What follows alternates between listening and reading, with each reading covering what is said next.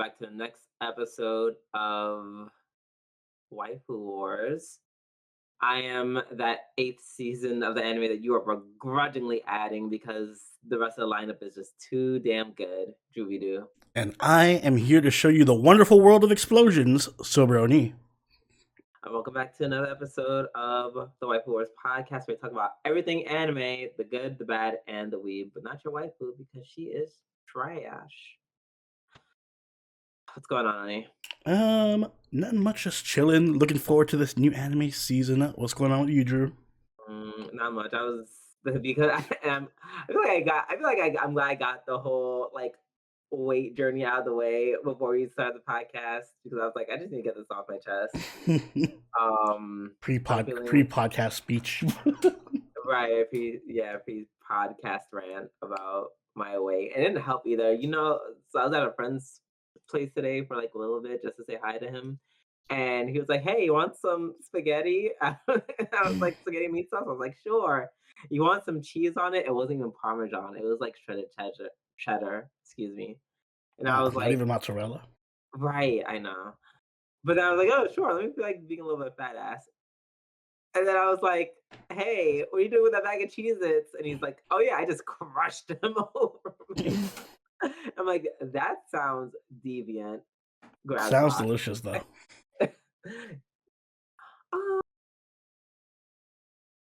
Like I've seen Cheez-It crushed meatballs with like Cheez-It breading or whatever, crushing. Yeah, that's it, but that's obviously different.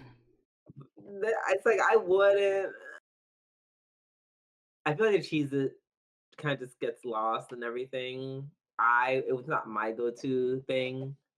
Didn't really make the dish much better. But so yeah, save your Cheez-Its, y'all. Yeah, eat them the normal way. Yes, but alas, that's not why we're here. That's not why we're here. We are here to discuss the spring 2023 anime lineup. So for those of you who do not work, for those of you who don't work for us, unemployed fucks. No, for those of you who don't know how this works, simply put, we go to anychart.net and we essentially read the synopses of all the titles, and then once we read through all of them, we kind of debate amongst ourselves which 6 we're going to pick, and then of course we leave the 7th to y'all. Yes, so we will be picking 6 shows from this season to cover in our weekly reviews every week. And then of course, if you're a patron or a channel member or any of the things like that, be on the lookout for a poll, and you guys can do your own little choice of which show we cover, with some exceptions. We're not going to be watching, I don't know, child anime number 56, whatever, fucking GoBots or something. But, for the most part, you guys can pick anything. Yeah, anything that's, like, sensible. Reasonable to cover on a podcast, That part. Like, I already see one over here, Chibi Godzilla. We ain't covering that. No Chibi Godzilla. Aw, damn it. All right, so without further ado, because like always, it is a long list. Holy shit, long list. Yeah, so we can get started right away. I'm gonna go first. All right. With a blast from the past, Oshi no Ko being produced by Doga Kobo. Well, not a past, but it's like you told me about this like a couple of years ago. Like, did I? I never read it. Maybe Orion did. You did. No, you put me onto this. Okay. You definitely put me. I could have sworn you put me onto this. Like it's probably like in our early to mid 20s, which unfortunately now constitutes as a blast from the past. No, I think you're confusing this with something else. This is relatively new. This manga? Yeah. This is the manga that the spoilers, the Kaguya author did with the Kuzuno Honkai guy. When did this come out? I don't know, like a few years ago. Okay, so it's not a blast from the past. I overestimated how long ago this was. even though I feel like I never like finished it. Let's see. But State. 2020. 2020. Yeah. Wow, it feels much longer. It really Pandemic does. will do that to you. Jesus, right. I mean, that is fair. When a pregnant young starlet appears in Goro Amamiya's countryside medical clinic, the doctor takes it upon himself to safely and secretly deliver Ai's Hoshino's child so she can make a scandal-free return to the stage. But no good deed goes unpunished, and on the eve of her delivery, he finds himself slain at the hands of Ai's deluded stalker, and subsequently reborn as Ai's child, Aquamarine Hoshino. Oh God, I hate that name. Me too, because I'm like, girl, aren't you the boy?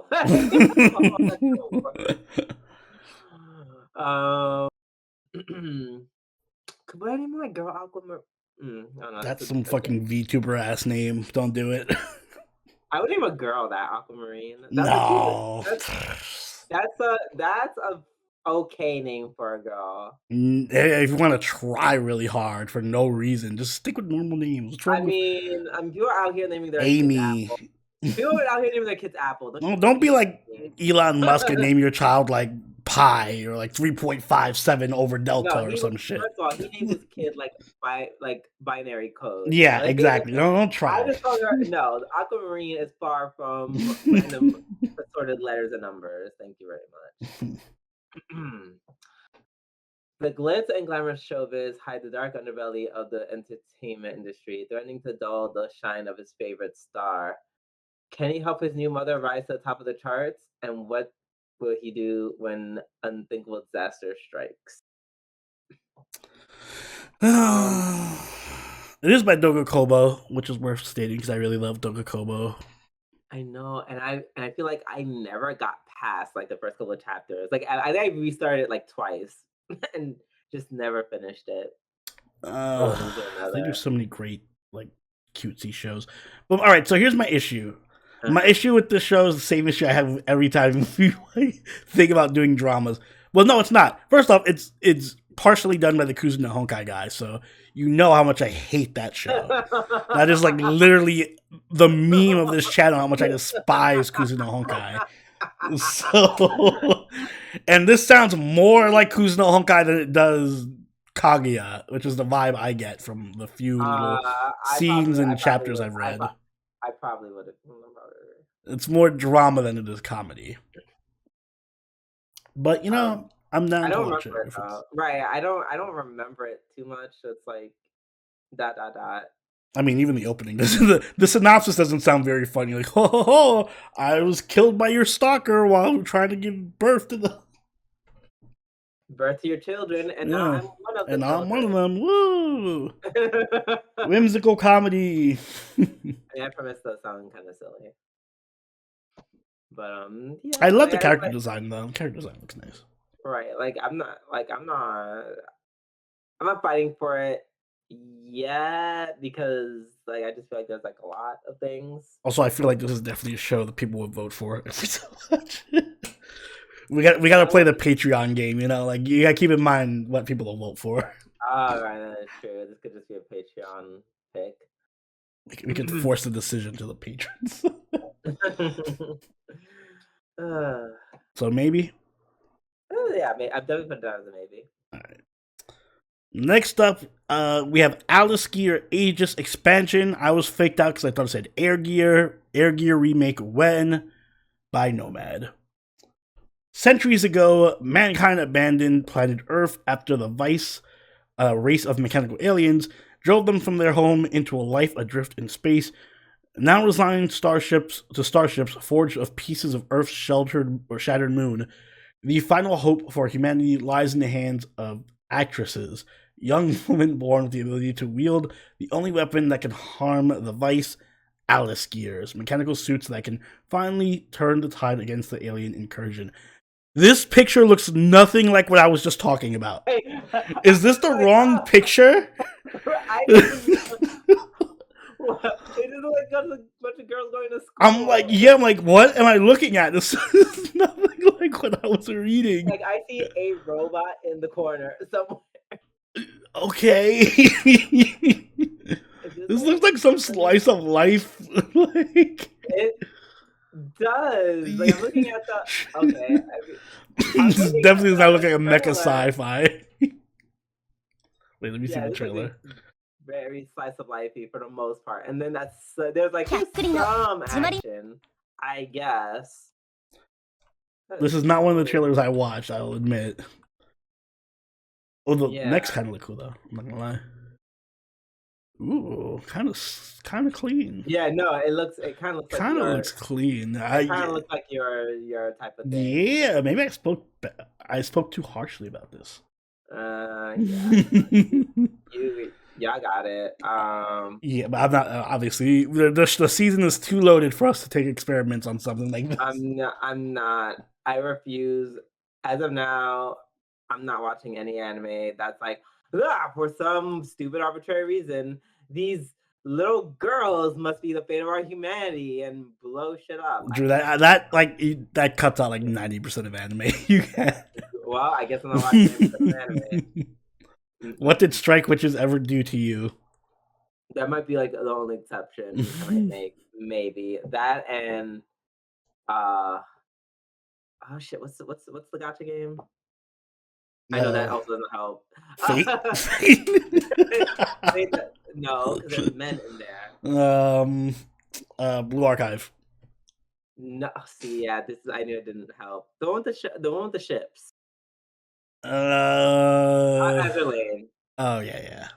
Maybe Azur Lane. Maybe that. Like, I'm not willing to watch any new ones. Let me repeat that. Fair enough. Although this does look like it'd be a perfect gotcha game though. I'm sure it would. It's just can we just make an anime where just like everyone fights? Like, we can just all fight. Why can't it be girls? Like, girls only, Drew. Unless, well, I mean, yeah, that's true. They kind of gender them. Either it's like little boys fight or little girls fight. There's no like. It's 90% of the time it's little girls. Let's keep I mean, we got Gundam. We got Also, those aren't little, like they aren't shotas who fight. Like, I mean, well, they look like grown men, but then you look at their character profiles. Like, yes, actually, he's 12 or 13 or something. Okay. No, the oldest. How old is Hero from Gundam Wing? He's like 15. I think he's 13 or 14. He's like a teenager, right? Hero Gundam Wing. Girl, yeah, 15. Still young, still a little boy. I mean, to be fair, the Strike Witch girls are like 16, 15 too. So. Right, and it's like he's like the youngest one. Hero's like the youngest of everyone. Like he's literally a Iron-blooded orphans. Ah, fuck. Okay, that's a good example. Yeah. But that wasn't like cutesy. That was like, oh my god, horrible or fight for independence. We're all getting slaughtered. Like, that was an actual like, oh, so this is actually what war looks like, as opposed to whatever the fuck this anime is. One day I'll watch Iron-blooded orphans, just not today. I don't think you will. Maybe. Even though it's really. If I were to watch any Gundam, it would be Iron-blooded orphans. Let's put it that way. Well, besides Witcher Mercury. Right. I was like, hello. That's not true. Yeah. That anime is. Yeah, it's a something. All right. Up next. Oh, right. Obviously, we're passing on. Yeah, pass. I exited off like 10 minutes ago. All right. Up next, we have Aono Orchestra by Nippon Animation. Hajime Aono was a prodigy violinist until he grew jaded with playing the violin due to personal reasons. Now in his third year of middle school, he struggles to decide his academic path. One day in school, he meets Ritsuko Akine, a hot-headed novice violinist who wants to enroll in a high school distinguished orchestra club. When he finds himself getting closer to Ritsuko and being brought back to the world of violinists, time starts moving again for him. This is the beginning of a youthful drama where sounds and hearts alike resound in harmony. Sounds like Your Lie in April, but less It depressing. does. It really does. I'm so glad. I'm like, this literally just sounds like Your Lie in April. I'm like, you guys just like if you guys just haven't seen a music anime, just go watch Your Lie in April. Yeah. Go watch Your Lie in April again. And if you have seen it yet, go watch it again instead of watching this. Rewatch. Yeah. I feel like we're unjustly, biased against music anime. We never cover music anime. Right. I mean, no, that's not fair. We covered Carol and Tuesday. Never mind. Right, but like no, there's Carol and Tuesday, and then there's this anime. Yeah, it's like, sorry, they can't all be Carol and Tuesday. They really cannot be. Super underrated. Mm-hmm. Next up, we have Boku no Kokoro no Yabai Yatsu by Shin-A Animation. Fascinated by murder and all things macabre, Kyotaro daydreams of acting out his twisted fantasies on his unsuspecting classmates. What is with the pictures not matching the descriptions? But an encounter with Anna Yamada, the gorgeous class idol, lights a spark in the darkness of his heart. It's a classic tale of antisocial boy falling for popular girl, but neither are who they appear to be at first glance. Will Kyotaro and Anna defy the expectations of each other and of themselves? Actually, I'm kind of interested. Hold up. I briefly looked at the trailer. I don't remember it. I'm gonna keep it a buck. I don't see any murder. Because it's not actual murder. Hello? Boo, they missed a good chance. Should have been a horror comedy. It would have been better. Where he's like actually a serial killer or something? Or like he at least like heavily visualizes himself imagining himself killing people or something. Like maybe make him the yandere, you know? We need more male yanderes. Male yandere representation. Okay. I'm just saying they missed a chance to make it interesting and unique. I'm just now you say I want more men to be stalkers. yeah. What the hell? We need more male stalkers. They're wildly disproportionate in anime. What? So, did you skip an anime on purpose, or no? Or things where you have different. Okay, well, we must have different things. Why? What do you see? I saw the birdie wing, the tennis anime with the girls. Oh, what? I don't see that in my thing. You don't see anything at all? Control F is my friend. Nope, don't see it at all.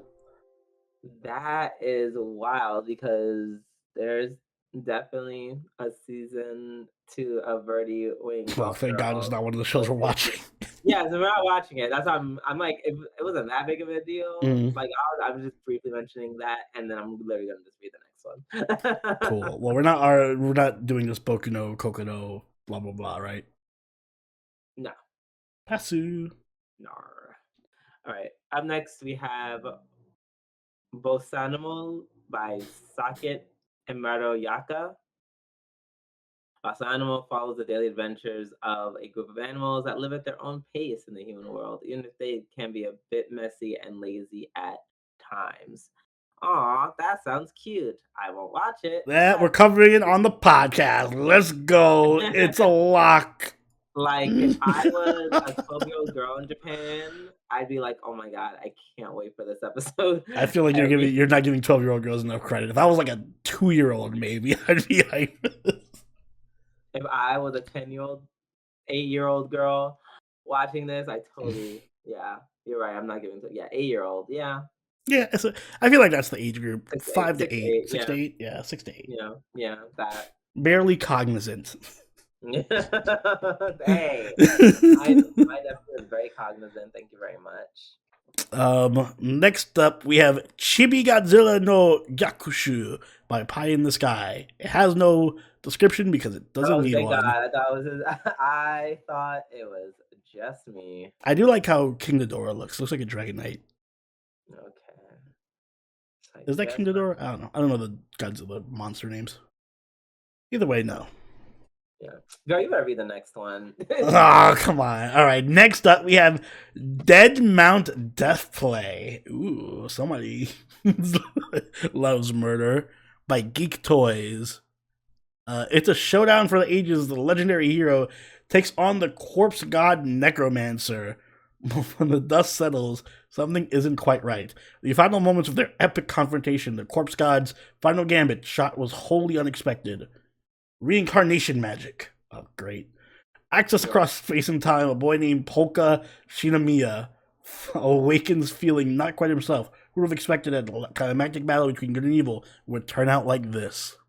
Polka Shinomiya. Better than Aquamarine, whatever. Not by much.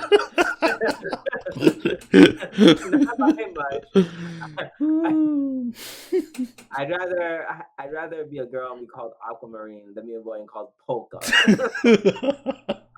The great hero of our time, Polka. Because at the worst case about Aquamarine's name, you could literally just tell everyone, "Hey, I'm Aqua," and just leave it at that. That's true. This is like, I'm Polka. You can just be like, I'm Pole. Don't ask for the rest of them. Don't ask what that's short for.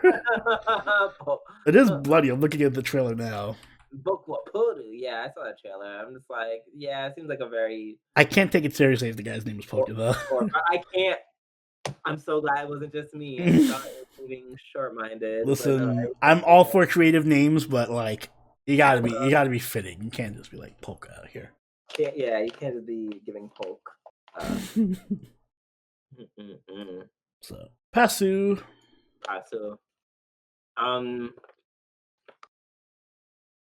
Up next, I got to shotgun these and then I'll read the elf one. Okay. Next one we have Dr. Stone, A New World by TS New World. It's the third season of Dr. Stone. Oh, excuse me. I thought it was the second one. I forgot they had the second season already. Still haven't seen Dr. Stone, although the premise is interesting to me. Maybe one day. Right, maybe one day, girl. Yeah, the anime to watch. Yeah, I'm still watching. I'm catching up on Buddy Daddies. Ooh, right, last episode. Oof. I'm on episode 6, so you get it. You're in for it. Enjoy. And I can't wait. So yeah, we haven't seen the first one, so we're definitely not watching that. Nope.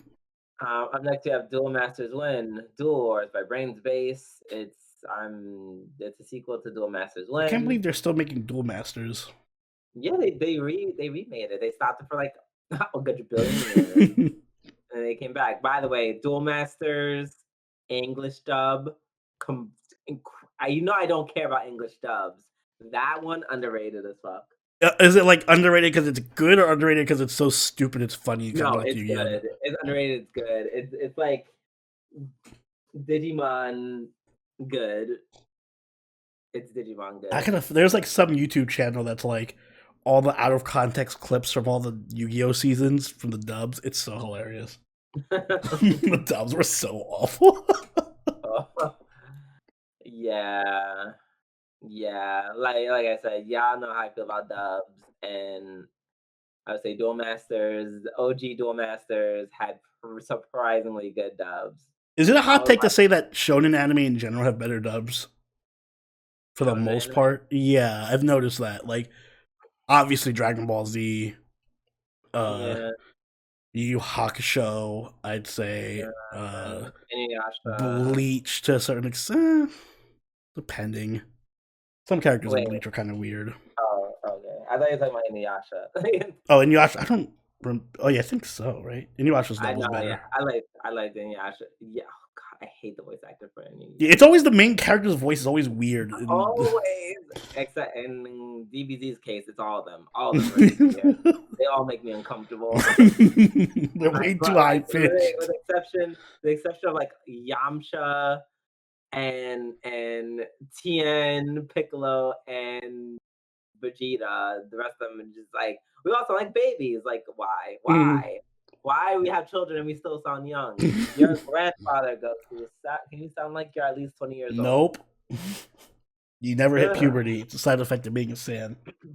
But yeah, I think you are right. Yeah, I think it's just mostly shown to have good dubs. God knows Cardcaptor Sakura did not. What are you Um, talking about? Cardcaptor Sakura's dub is legendary. uh, yeah, maybe the opening song. One Piece, of course, having this period.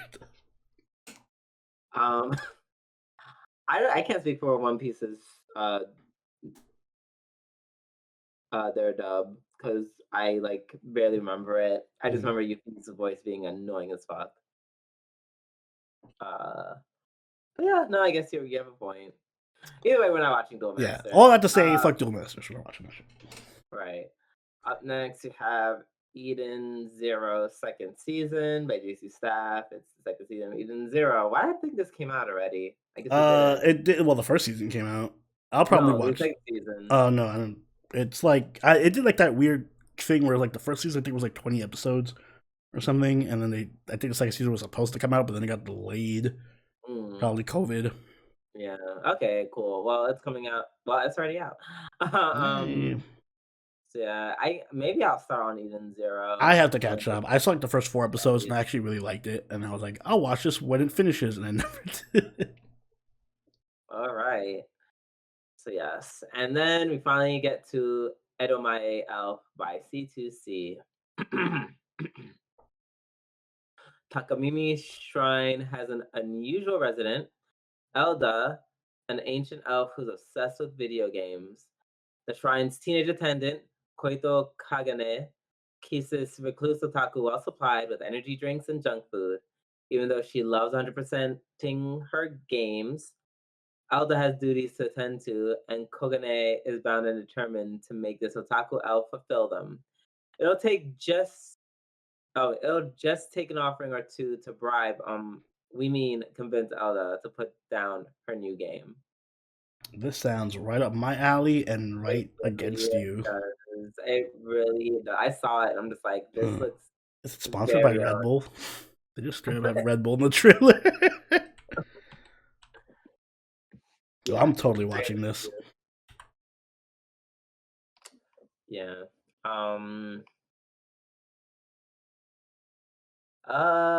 Yeah. I'm sorry, I look like no thought. Oh, I'm totally watching this, but I don't think we're covering it on the podcast. Yeah, no, we're not. Oh. All right. Bye, Elf. So then I'll take the next 2. Next up, we have Gunma-chan Season 2 by Ascension is the sequel to Gunma-chan, which, by the looks of it, is horrific. I'm not watching. That green face will haunt my dreams. I want to watch it on shrooms. And just implode. And next we have Isekai de Chitsukiru te ni shita ore wa Genji to sekai o mo muso suru level up wa jinsei o koeta by Melopinese. Mysterious door stands open. Japanese? That's what you got? Listen, I just read a bunch of Japanese, right? Don't actually. I like Melopinese better. I like it better. We're just gonna pretend it's Melopinese. You're right. A mysterious door stands open, inviting a boy who's been brutally bullied all his life to take a courageous step toward the unknown. On the other side, he finds a hoard of priceless artifacts in a world as filled with magic as it is with monsters. The most shocking revelation, however, is that he can bring whatever he wants back with him when he returns to Earth. It won't be long before his double life changes him forever. I know. I hate because this premise sounds actually interesting because you can go back and forth between the worlds. Oh man, Melopinese did Kumo, Spider Girl or whatever, Spider Deska. Oh shit! Then oh no. Because then when it's like one of those anime where it's just like it looks weird or whatever, but it's actually dope bomb as shit. I don't know. I don't love this animation. Let me see. Like everything just feels a bit off, and I don't know why. It looks kind of yeah, I know what you mean. It looks like it's trying to be very crisp, but it's like too shiny at certain points. Like looks kind of plasticky somewhere. Right. Like I just like it makes my eyes hurt. Yeah. No. I feel like this definitely could be a decent show, but Right. Oh, those eyes. yeah, the eyes kind of Oh. mess with me too. And I don't know. I'm kind of like not in love with the concept. I mean, it's kind of okay. I can't buy the fact that he's been bullied when he looks like that. What they showed you what he looked like before. Oh wait, did he actually change what he looked like? Hold up. Hold Yeah, up. he did not always look. He did not, always He did not look like a hot by shonen. Right? No, he did not. Yeah, you just like I think they show him like the first 10 seconds, like a flash of what he looked like. Okay, all right, that makes more sense now. Yeah. All right. My problem, the problem I have with the premise is cleared up now. Mind you, he's like, okay. So can we talk? Can we talk? Mm-hmm. Because he's still tall as hell, and tall big dudes they don't really get bullied in high school because they can simply beat the shit out of people. True, that is true. I've never like yes, some people will joke on them for being big, but no one's like bullying them. you know, Actively. right? It's hard to bully a tall person, a tall big person. Exactly, because he can just like squash you. Pick up one hand, right? Yeah. They just sit on you, and that'll be that. So that's why I was just like, I don't like. That's not realistic, but okay.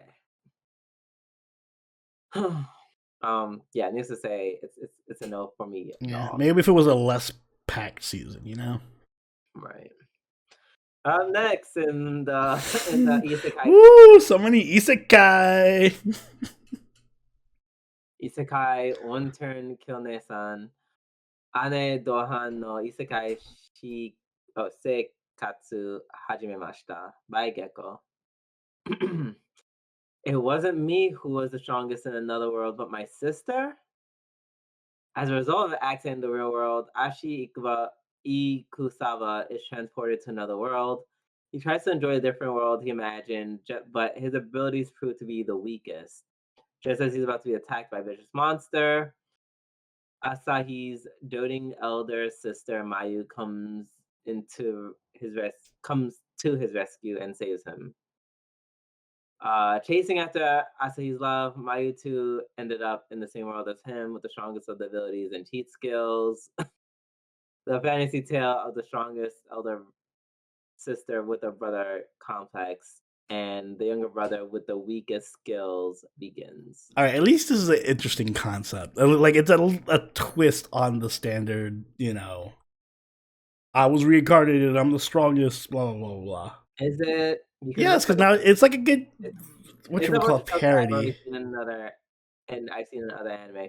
Oh, I'm a weak bitch ass main character. But his sister's like obsessive, and the trailer is cute. I don't like the animation style.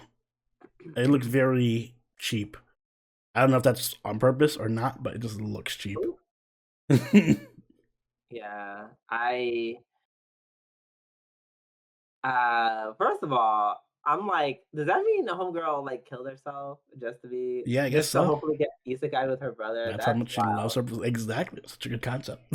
The good is such a strong word. Listen, I'm trying to I'm playing devil's advocate for isekai. There's so many trash isekai that if there's one that even has a modicum of like redeemability, I have to go to bat for it. So I will at least be watching an episode of this. Yes, I think you just like it because it's just a bro-con anime. Maybe. It's an isekai bro-con shit. I'm like, all right, I get it. I won't be watching it or covering it, but I get it. Yeah, we have our cap of one isekai per season, and we're not wasting it on this.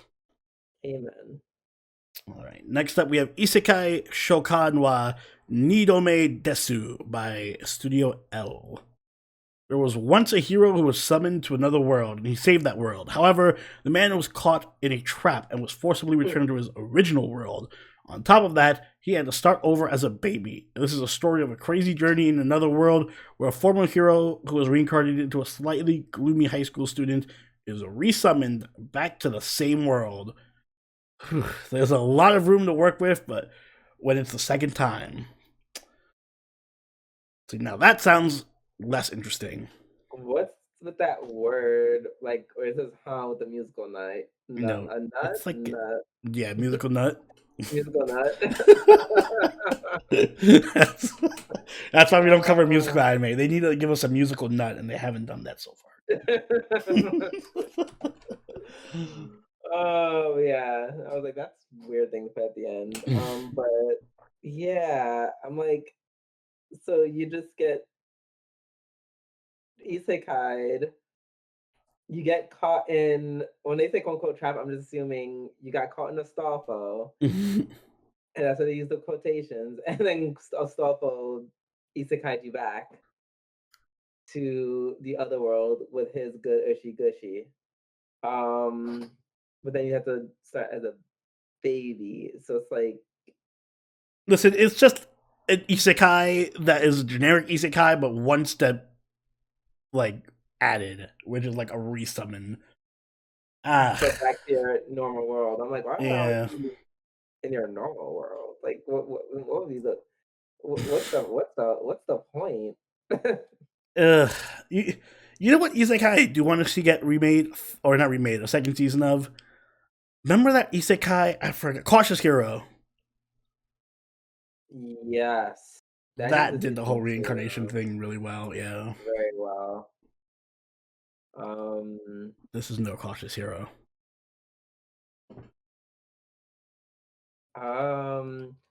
mind you, I just see animation of him being in the other world.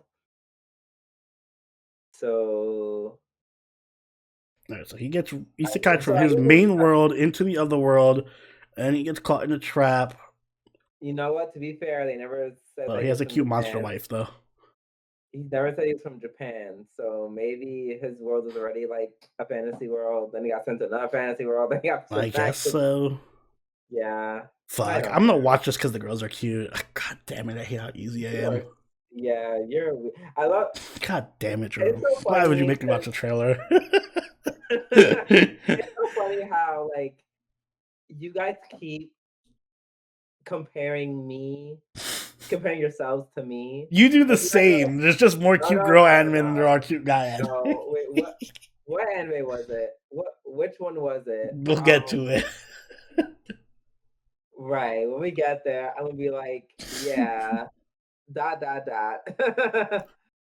Uh, um, but yeah, it's a no for me I will though. watch it at my own personal time. Up next, we have Isekai wa Smartphone to Tomoni ni Hmm. by JC Staff. It's the second season of the Smartphone anime, which Is um the second greatest parody isekai of all time. um I might give it not to cover it on the podcast, but I might give it a chance because you said it's the second greatest. That's like a I'm joking. It's not the second grade. It's you wouldn't like it. It's just generic. However, okay. it is I will fight to the death that it is meant to be a parody anime. You're not supposed to take it seriously. So I will fight anyone who tells me that this show is meant to be a serious isekai. All right, and you know who you are, person I'm referring to. Ooh, I will enjoy this name show names. as the parody that is Name names. as the parody it is intended to Say be. the names or leave it on the playground. I will say that their name rhymes with Mavier. I'm not surprised. Uh-huh.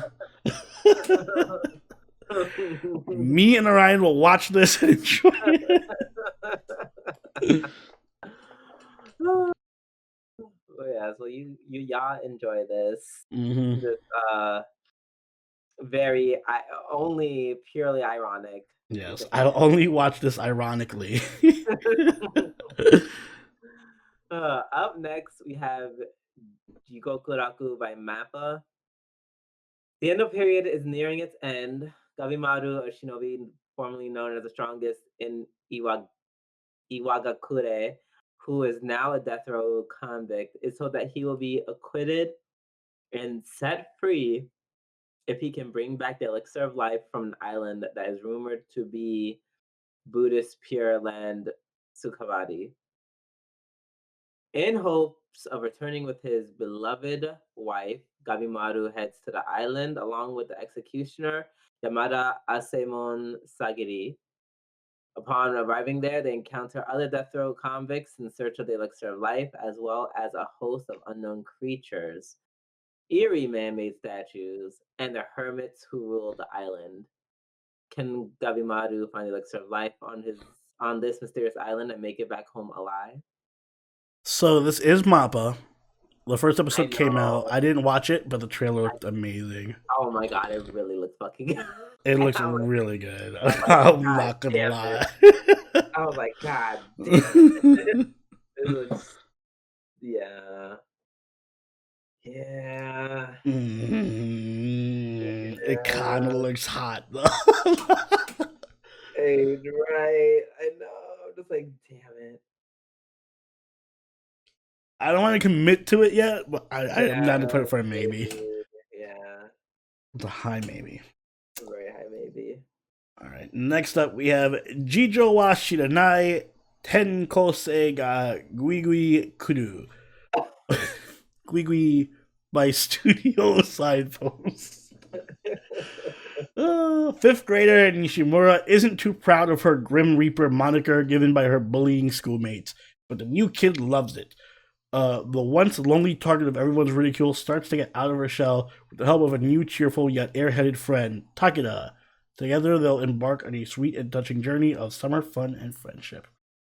Aww. This is just a cutesy slice of life, like elementary school. This is also a new genre that's like popping up now ever since that one anime that I forgot the name of, with the little girl who bullies the other kid. But like the middle school slice of life romance comedy genre. Uh-huh. It looks cute though. I'm struggling to remember that title. Fuck, I forgot. It's a popular show, and I'm forgetting the. Yeah, but then this sounds cool. This is something. Now this is making me wanna. I wanna like get. I want to start getting my nephew into anime. I'm like, he's 6 years old. It's we get to that time where we gotta get him in, or else. Yeah, hook him now. It's too late. Yeah. Or if he gets into cars or something. Exactly. Like he's unfortunately he's like really in his Michael Jackson phase, but like I know I'm like it's. I've heard what's that one song? Oh no, I think it's just Thriller he likes, but that makes sense. Wait till he hears Smooth Criminal. Oh shit, it might be that song. It might be like that song captivates every child. I think it's one of those ones that are just stupid popular. Mm-hmm. Wait, are you saying it's not? Are you saying it's not Dirty Diana? No, might be Billie Jean.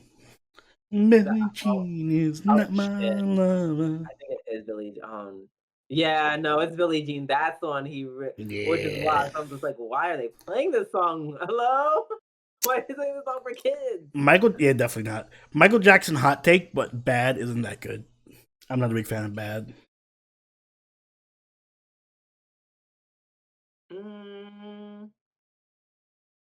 It's not on. It's not like on the other classic levels. Like it's not on PYT or Billie Jean or Thriller's level, you know? I feel like it is a namesake. Yeah, like in terms of popularity, it is, but in terms of like being a good, like it's the most forgettable of the bunch. Yeah, agreed. No, I agree with that. Like it could stay in the playlist. Yeah, sure. I never catch myself just like humming Bad, like you know, whereas I will with every other song.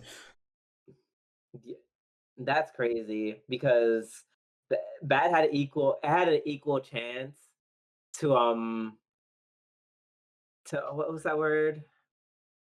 To be imprinted in my head because I had the VHS of all the greatest hits, included Bad. And yeah, that's the only one I will definitely forget until you literally say it. Exactly. Literally forgot it.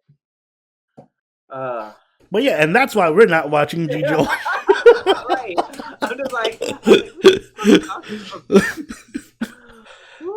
great tangents that we go on. Right. Very. This is a tangent heavy episode.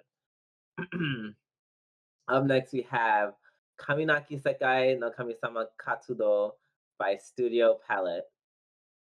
As the heir to the cult leader, Yukito centers his life around the mysterious goddess Mitama. Everything changes after he's killed during a ritual gone wrong. To his surprise, Yukito is reborn into a world with no concept of God. And in this world, life and death are decided by the imperial state. As Yukito fights to protect his new village, someone from his past life lends a helping hand. So this is the one I wanted to fight for. Yeah. Mm-hmm. And I don't know. It just looks like it looks good. It looks like it has the potential. Like I know what you're saying, where it looks like it could be good or bad. It definitely has like the makings of a what was that show? High School. Was it got a High School? Where it looks like so much is going on, and like it could be very entertaining or it could be a mess. Because when you first told me this, the all I saw was an isekai with a loli in it. Yes, but it has a lot of action. Like it looks like it could be either a mess or it could be a masterpiece. And I'm willing to take the chance because the loli's cute. I just like some of the designs for some of these characters are just like, like I'm literally scrolling through the trailer and it's like, it's literally just like generic isekai anime plus a loli. What? It looks cool. What? Are you? Is this an illusion? What are you talking about? Like it's just the loli making a bunch of crazy faces, and then isekai shit that we've seen before. I think I saw a different trailer than one or something, but either way, I think it has potential, and Orion vouched for it, saying it was good. So fine, maybe, and that's only because I'll be happy to trade it for another. Yes. We will get there when we get there to the backroom dealings at the end. All right. All right. Up next. Next up, we have Hanajo ga Kolshakute ni Ita Ryu by Typhoon Graphics. Love that name. After mysterious death, Park Inwa Una. Ooh, yeah, I can't pronounce that. Yeah, Park Yuna. It's Korean. Yeah. Which is why it's like, honestly, I have. Yes, you are the expert, the resident Korean expert. I'm not the Korean expert. I am the G-friend expert, and one of the girls' her name is Yuna. Park Yuna enters the world of a novel. She's revived as a minor character. Is this a Korean name? Raeliana Macmillan, who is to be poisoned to death by her own betrothed. In order to break up with her dangerous fiance, she offers a superstitious deal. I hate when they do this. Surreptitious. Stop putting SAT words on things. Surreptitious deal to a male protagonist of the novel, Noah Wainwright, who but winds up romantically with the other men that are not part of the plan. Noah Wainwright, of inescapable but suspicious charm, honest Justin Shamal, who loves only one person, or Adam Taylor, for who you have a soft spot for no reason whenever you see him. Will Raeliana successfully get out of this crisis and create a new ending for herself? Who will be the one that will join Raeliana in her new ending? Oh, when I tell you, this sounds like Tyler Perry picked out the names. Yeah, holy shit. Raeliana McMillan. Noah Wainwright, Justin Shamal. Justin Shamal, let's go. Oh my god. Also, I was laughing because I read that sentence where it says Noah wouldn't right, but winds up romantically with other men that are not part of the plan. I cut out the word that I cut out the comma and the word but, and I just read Noah Winright winds up romantically with other men that are not part of the plan. I said, whoa. That'd be a twist. Yeah, I said maybe my I don't know. Put a maybe. Ooh, yeah, I saw the trailer. It is just a very pretty harem of boys. Yeah, it reminds me of all the other villainesses anime kind of things. Yeah, basically. Yeah, reverse harem. I mean, if nothing else, it at least sounds funny. But pass. Yeah, that part. Excuse me. Up next, you have Kawaii Sugi Crisis by Synergy SP. After Alien, Lisa Luna wants. Come on, Lisa Luna. We got great names for these anime. Right. Lisa Luna wants nothing more than to destroy planet Earth. After she gets in a little sightseeing first, her travels soon take her to a cat cafe where her furry felines inside invade her heart, just as surely as Lisa invaded Earth. Destroying the world won't be so easy now that she discovered the joys of kitty cats. So I did see the trailer for this, and it was wild. I'm like, hello? Hold up, I want to see like it is the trailer I saw. Yeah, it's literally it's just what was the anime we saw where it was like they were trying to destroy the world? No, or you mean the villain one? Yeah. And they kept fighting the heroes. The heroes, yeah, that's what it reminded me of. But no, not that good. It's just like just conceptually. It's just like this girl trying to destroy the world, and people keep giving her cats, and she's like, "Oh my god, cats!" I know some. Yeah, so I guess if you are a cat lover, Kawaii Sugi Crisis might be the one for you. I might check it out. I do love me some cats. Listen, I love animals. And I also want to destroy Earth. This show is made just for me. I am a sociopath who also loves cats. Right. I also want to destroy Earth, and I love animals. This is great. Perfect. I think that's a lot. I think that's all. No. Yeah, this might be catching a lot of people. I was like, almost sociopaths. Like, I don't know. Then they start by they want to kill the animals. You have to meet that sweet spot of like a non-violent sociopath. But a sociopath that's just like not violent enough to kill animals, but violent enough to want to take over the world and or destroy it. Yes. Yeah. So if that's you, Kawaii Sugi Crisis is that girl. But not for our podcast. Yeah. Next up, we have Kido Senshi Gundam Suisei no Majo Season 2 by Sunrise, aka Witch of Mercury Season 2. The second season of Mobile Suit Gundam, Witch of Mercury, AS-122, an era where a multitude of corporations have entered space and built a huge economic system. After transferring to the Alicatassa School of Technology from the planet Mercury, Soletta Mercury has experienced a school life filled with encounters and excitement as both Miorine, Renbrand's Radgroom, and a member of Gundam Arm Incorporated. It has been 2 weeks since the incident at Plant Quetta. Soletta passes her days at the school, anticipating her reunion with Miorine. Miorine, meanwhile, has stationed herself at the head of the office at the Benerit Group, monitoring her father's condition. The two are about to face new hardships and pressing decisions, each with their own feelings in her heart. The girls will confront the mighty curse of the Gundam that the Gundams bring. So the first season we did watch off podcast. Yeah. And it ended pretty extravagantly. Yeah, listen, I need to see Miss Soletta in her full yandere. I need it. That was wild. Yeah, I do too.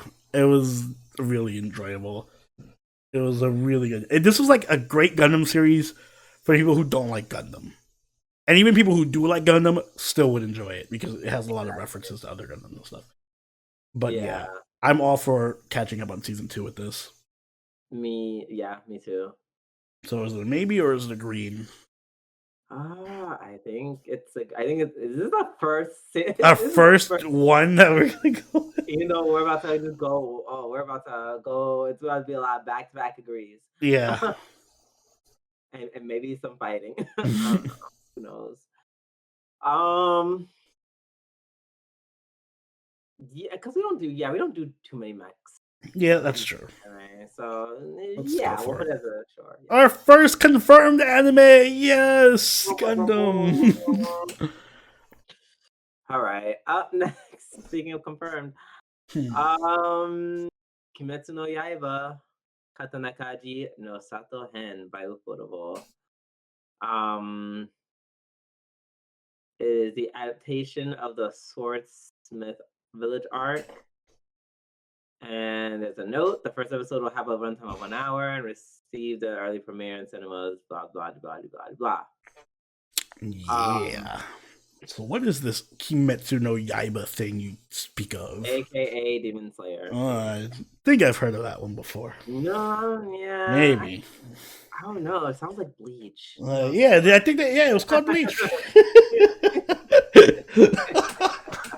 I can't wait to see what Ichigo gets up to now. The village arc. Yeah, I don't know. I don't know why he keeps putting Orihime in the box. Yeah. But yes, no, obviously we love us some Demon Slayer. I cannot wait to see. Finally, pink-haired girl gets her own arc. I'm both excited and depressed because I know what that means. Listen, that doesn't mean she's gonna die. Everyone dies. Everyone either dies or gets maimed horribly. Oh, yeah, no, she's gonna get brutally hurt. But are we betting on this? Is she dead or is she gonna get brutally hurt? Which one? Brutally injured because the guy that she liked died. I don't know. Yeah, that line of reasoning doesn't make sense. I feel like they kill cute girls a lot in Demon Slayer. They don't, unless they're not important. I think they kill all the cute demons. Yeah, right. They kill demons. Okay, they kill all the cute demons, except for Nezuko. So yeah, it's gonna be suffering, but it's gonna be very beautiful animated suffering. That part. Mm-hmm. And that's all I asked for, honestly. Yes, and of course we're covering it. So yay, green check mark. Yeah. Next up we have. Oh, what's up? Wait, I was gonna say the first episode says it's gonna have a runtime of 1 hour, so it's gonna be like 3 episodes in one, essentially. I think 2. I don't know. What's the third? I think it's 1 hour because of commercials. Okay. Yeah. Okay. I mean, or it could be wrong. It could just be 3 episodes. We'll see. Yeah, we'll see when we get there. Mm-hmm. Next up, we have Kimi wa Hokago Insomnia by Linden Films. Ganta Nakami is a high school student who suffers from insomnia. One day, he meets Isaki Magiri, a girl with the same condition. Strange but special relationship forms as they share a secret and catch up on their sleep in their school's abandoned observatory. Catching up on their sleep together. Let's go. Listen, I'll just watch that vampire anime. It sounds like this. It sounds like that, but not as exciting. Oh, this looks like an actual, like, well-written, fucking great character development type of show. Like a legit romance. I still forgot. Not only did I forget the name of that anime where they sleep with the insomnia, I also don't think I finished watching it. Wait, the vampire one? The one that just came out like 2 seasons ago? Yeah. Oh, fuck, I forgot the name of it too. But it was good. I liked it too. Gosh, just is it on my list of anime? Do I have my list of anime? Do I have a list of anime anymore? Notes list, anime. Oh shit! Anime not found.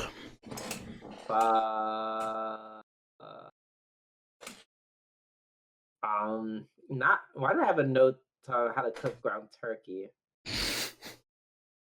That doesn't make any sense. What about this? Oh no, here it is. Oh wow, this is a long fucking list. Okay, Yeah. Everyone's anime list is a long list. All right. So, yeah, shout out to this anime because while I won't be watching it, it will remind me to catch up on that other one that Yes, I it served its purpose. Yeah. All right. Up next, you have Kizuna no Alele by Signal MD and with Studio. This is a story about the bonds between girls. Kizuna Ai appeared like a comet in the virtual world, becoming massively popular in the blink of an eye. After winning the Lapin de Oa, the highest honor of the Virtual Grid Awards, 5 years in a row, she disappears as quickly as she came. Several months has passed since then. Aiden Academy is a school that specializes in training new talent who make their debut in the virtual world. Their students each day with their own hopes and dreams work hard every day. I want to be a virtual girl just like I. A young girl named Miracle enrolled in Aiden Academy with this conviction in her heart. There she'll meet all kinds of people to make wonderful new memories with them as they each pursue their dreams. No, really, did they actually make a VTuber anime? I was gonna say I can't think of anything worse than a school, especially for VTubers. Like we just want you to become a VTuber. No, like I exist. Yeah, she's a character. I don't know what happened to her. She hasn't been popular. I mean, I guess she's maybe so popular in Japan. I feel like every year there's just a new popular VTuber, and like maybe that's just my age talking, you know. I can't keep up with VTubers anymore because there's like, oh, here's a new popular VTuber, and then like she was really popular last year. Who? Kizuna. Last year? You mean like 4 years ago? Oh, so she was like at the beginning. Yeah, she was one of the early boomer virtual idols. Like, not as boomer as Hatsune Miku, but close. Yeah, I mean, also Hatsune Miku is like not a VTuber, but yeah, but she's like laid the foundation for VTubers. That is true. I would say that, but also like for like holographic shit, I would say more so. But yeah, because I was like, I'm reading this, I'm like, that name sounds very familiar. Like she is an actual VTuber. That's fucking wild. Can't wait for 4 years from now when we get the HoloLive like Gura anime or something. HoloLive idol anime. So we're watching this, right? Fuck no. It's like Signal with Studio. I'm so confused. Y'all like VTubers that much in Japan? Y'all watching anime about it? VTubers are like the most popular thing in all of Japan. Like, I'm pretty sure they're more popular than like drugs. Not drugs are popular in Japan. Hello, why? That's weird. That's a weird thing to say. I feel like drugs are fairly popular in Japan. Really? I think drugs are fairly popular anywhere in the world. I would say no because they're kind of like illegal. Oh, they're illegal in America. They don't stop people. No, let me rephrase it. They're like illegal in the sense it's like if they like sniff it on you, you go to jail forever. I mean, that's the case everywhere. They don't stop people. It's not the case here. Hello, I mean, depends on the drug. I didn't say weed. I just said drugs. Oh, well, okay. I guess that's fair. Yeah, I guess you have a point. But yeah, that's wild. I kind of want to like maybe do a poll on what, whether we're watching it. No, whether people are watching us on Twitter, not us. Girl, you got me fucked up. Listen, we gotta get those VTuber models, Drew. Come on, we gotta get on it. We gotta drop 2,000 each for the VTuber models. Right? Like, no, I'm so good. Thank you so much. I'll just stick with my little My be a supermodel is literally just that picture of me. That's what I do. That's the fun thing I do when I don't feel like showing my cam. Yeah. And it's literally that picture of me with that like funny stupid meme face from like I don't know like 2018, 2019 or whatever. Mhm. When I was animating when I see, and it just kind of shakes when I talk. Well, there you go. That's my That's the VTuber. first step to VTuberdom. Exactly. Oh yeah, we ain't watching that shit. All right. Well, next up we have Konosuba Sekai ni Bakuen wo by Drive. The feisty young wizard will stop at nothing to master the spell that saved her life. Explosion!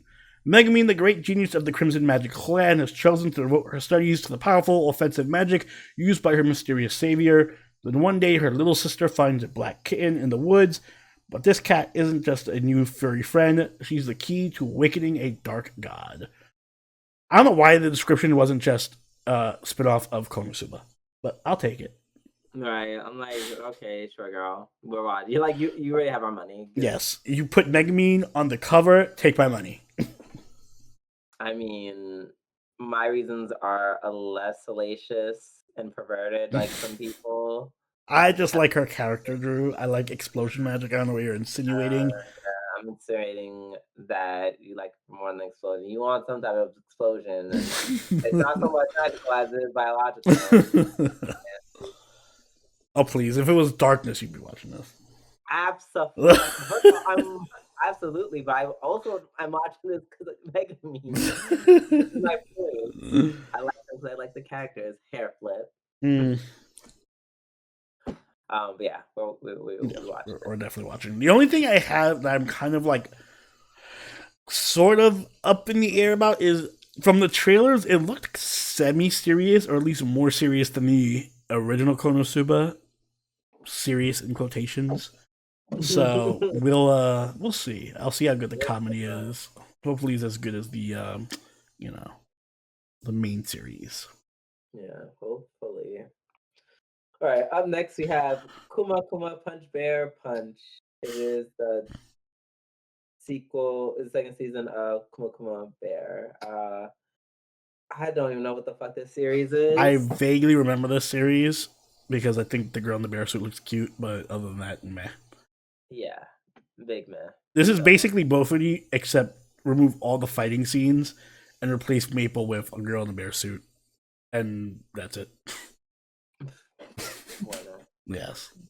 Up next we have. Oh yeah, we're not watching it. Up next we have Mahou Shoujo Magical Destroyers by Bibori Animation Studios.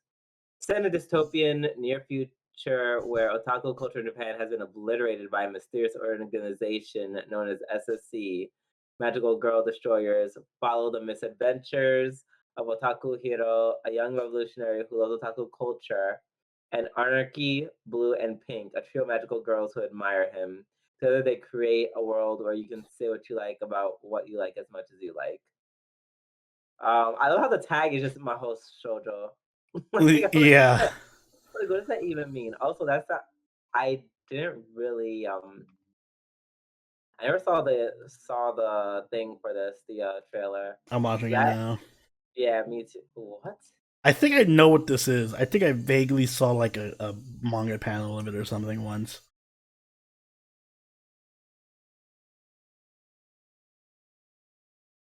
Yeah, this seems kind of crazy. I'm not gonna lie. I'm definitely watching this. Right. I'm like, whoa. We might have to maybe this one. All right, we're maybe this is kind of looks. This looks kind of fun. Yeah, it's kind of wild. Yes. All right.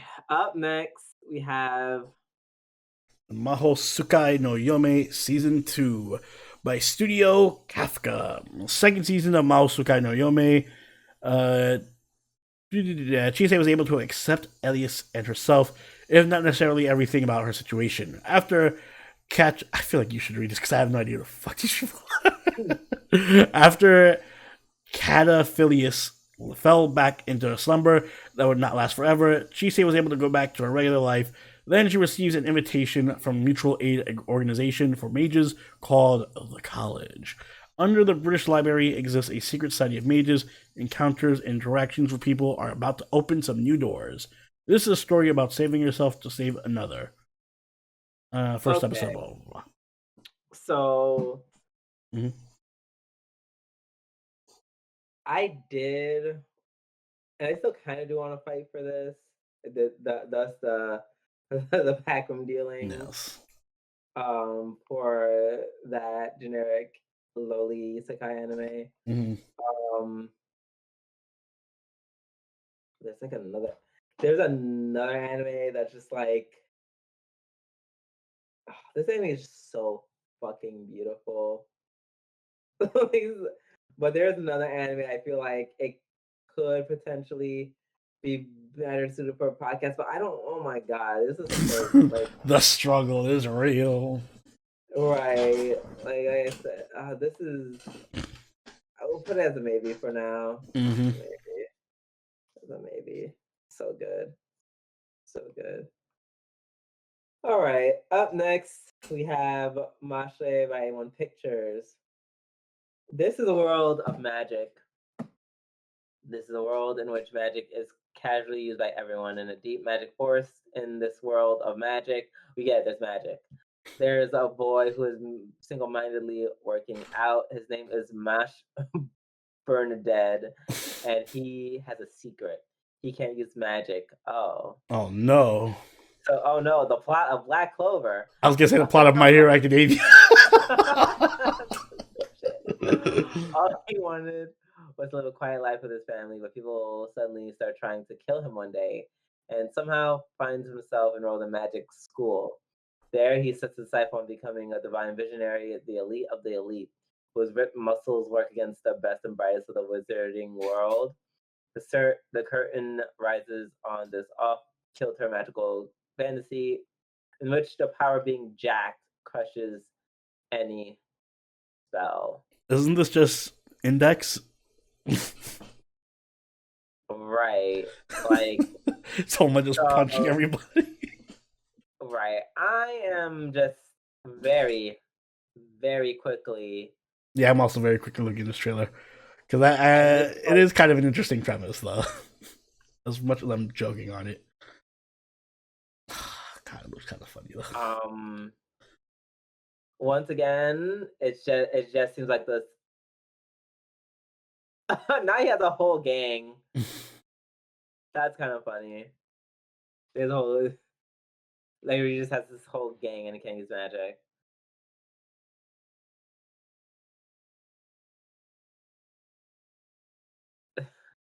So this is kind of like a little silly.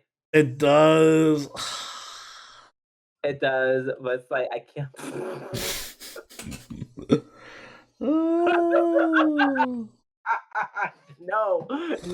No, Drew, stop. We can't.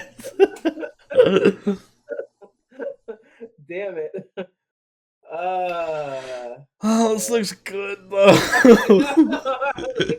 It actually looks good.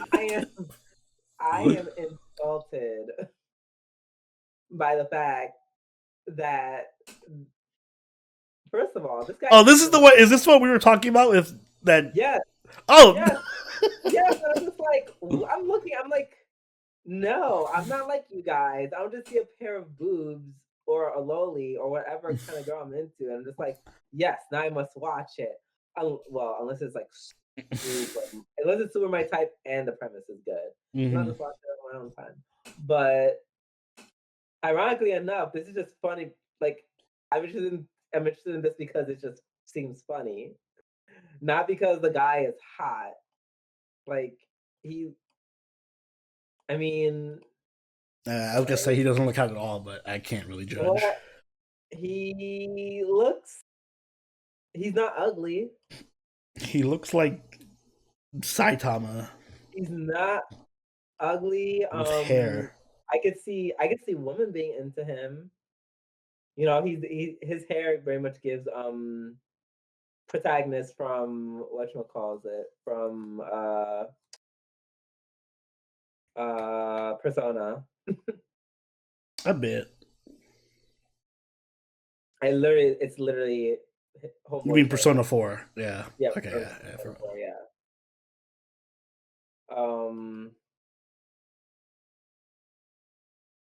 Yeah. And he seems so deadpan. Oh, yeah, that's no. why I say it's like Saitama with hair. Oh no.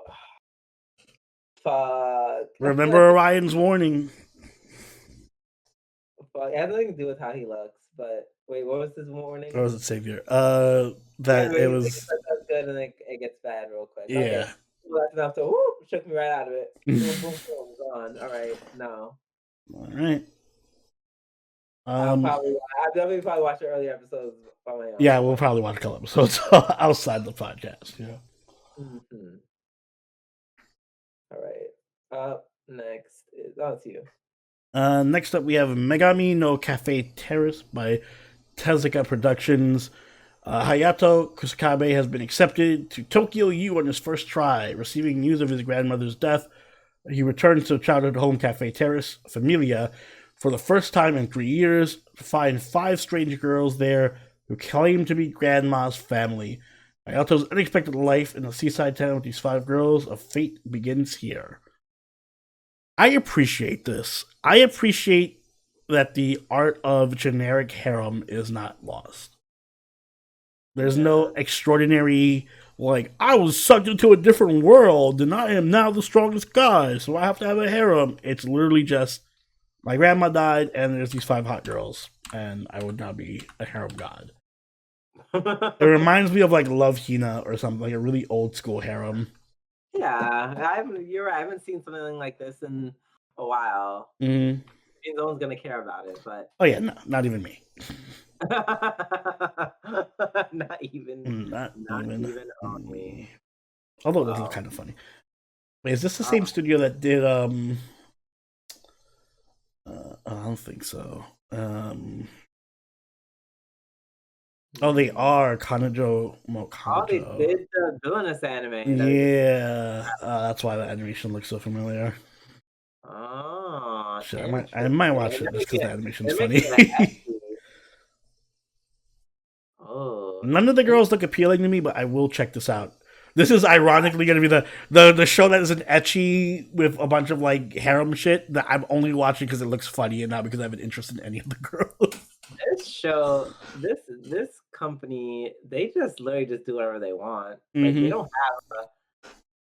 have a set formula. Wow. They kind of cover a lot of different things. Oh yeah, this is a team that just like they've just been working like forever, like just on and on and on. Yeah, they also have a mixed bag of stuff. Like they did Dororo. They did. That's what shocked me. I'm like, how did they do Dororo and Isekai Mao second season? Wow. Talk about high and low. Yeah, that part. So yeah, like when he says he doesn't care, and neither do I. Up next, we have Mix Mese's Story second season. Nidome no Natsu Sore no Muko by Om. Second season of Mix. Don't know what the fuck that anime is. Pasu. Yeah. Up next is another series by Tezuka Productions, My Home Hero. After killing his daughter's abusive Yakuza boyfriend to save her, ordinary salesman Tetsuo very different from the ecchi harem. He comes to the world in the dark criminal underworld.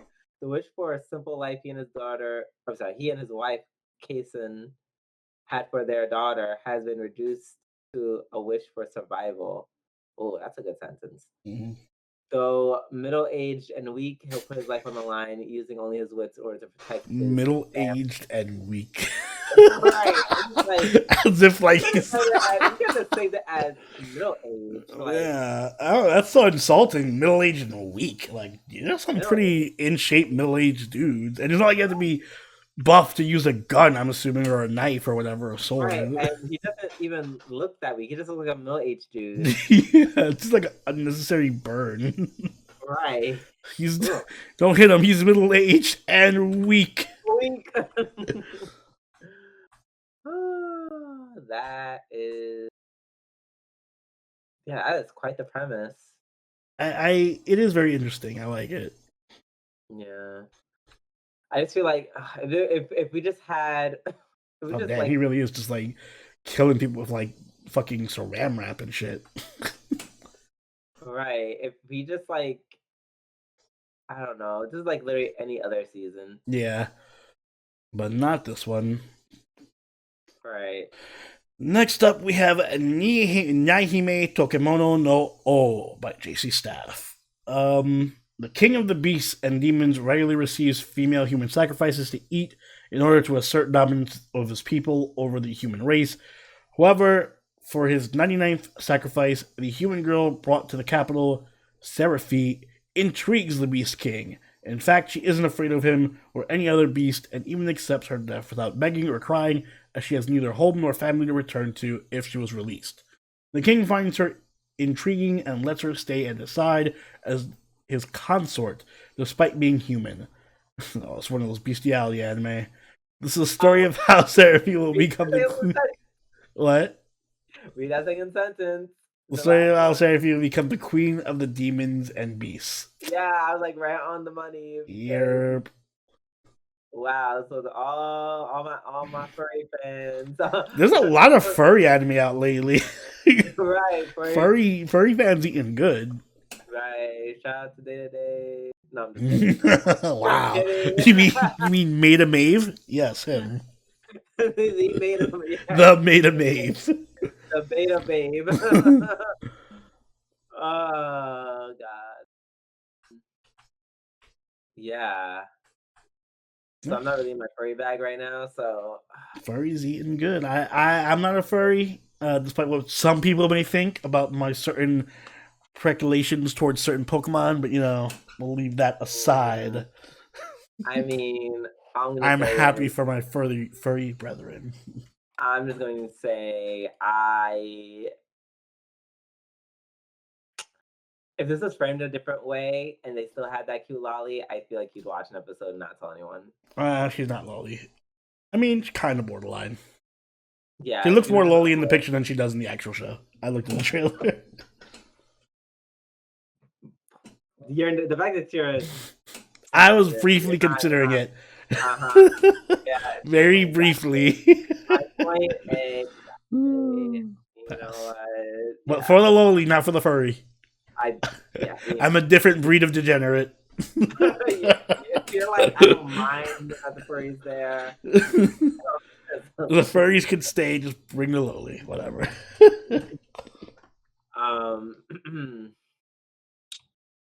Up next, you have Opus Colors by C Station. Doesn't really have a whatchamacallit description. Description. It looks like generic idol. Yeah. Right. It's giving idol. And that means I don't have to care about it. So work. Yay. All right. Up next, you have Otonari Niginga by Asahi Production.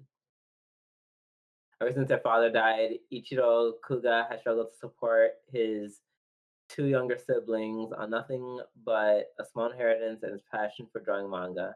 But it's coming harder to keep up with his growing responsibilities and deadlines, especially after his two assistants quit to follow their dreams.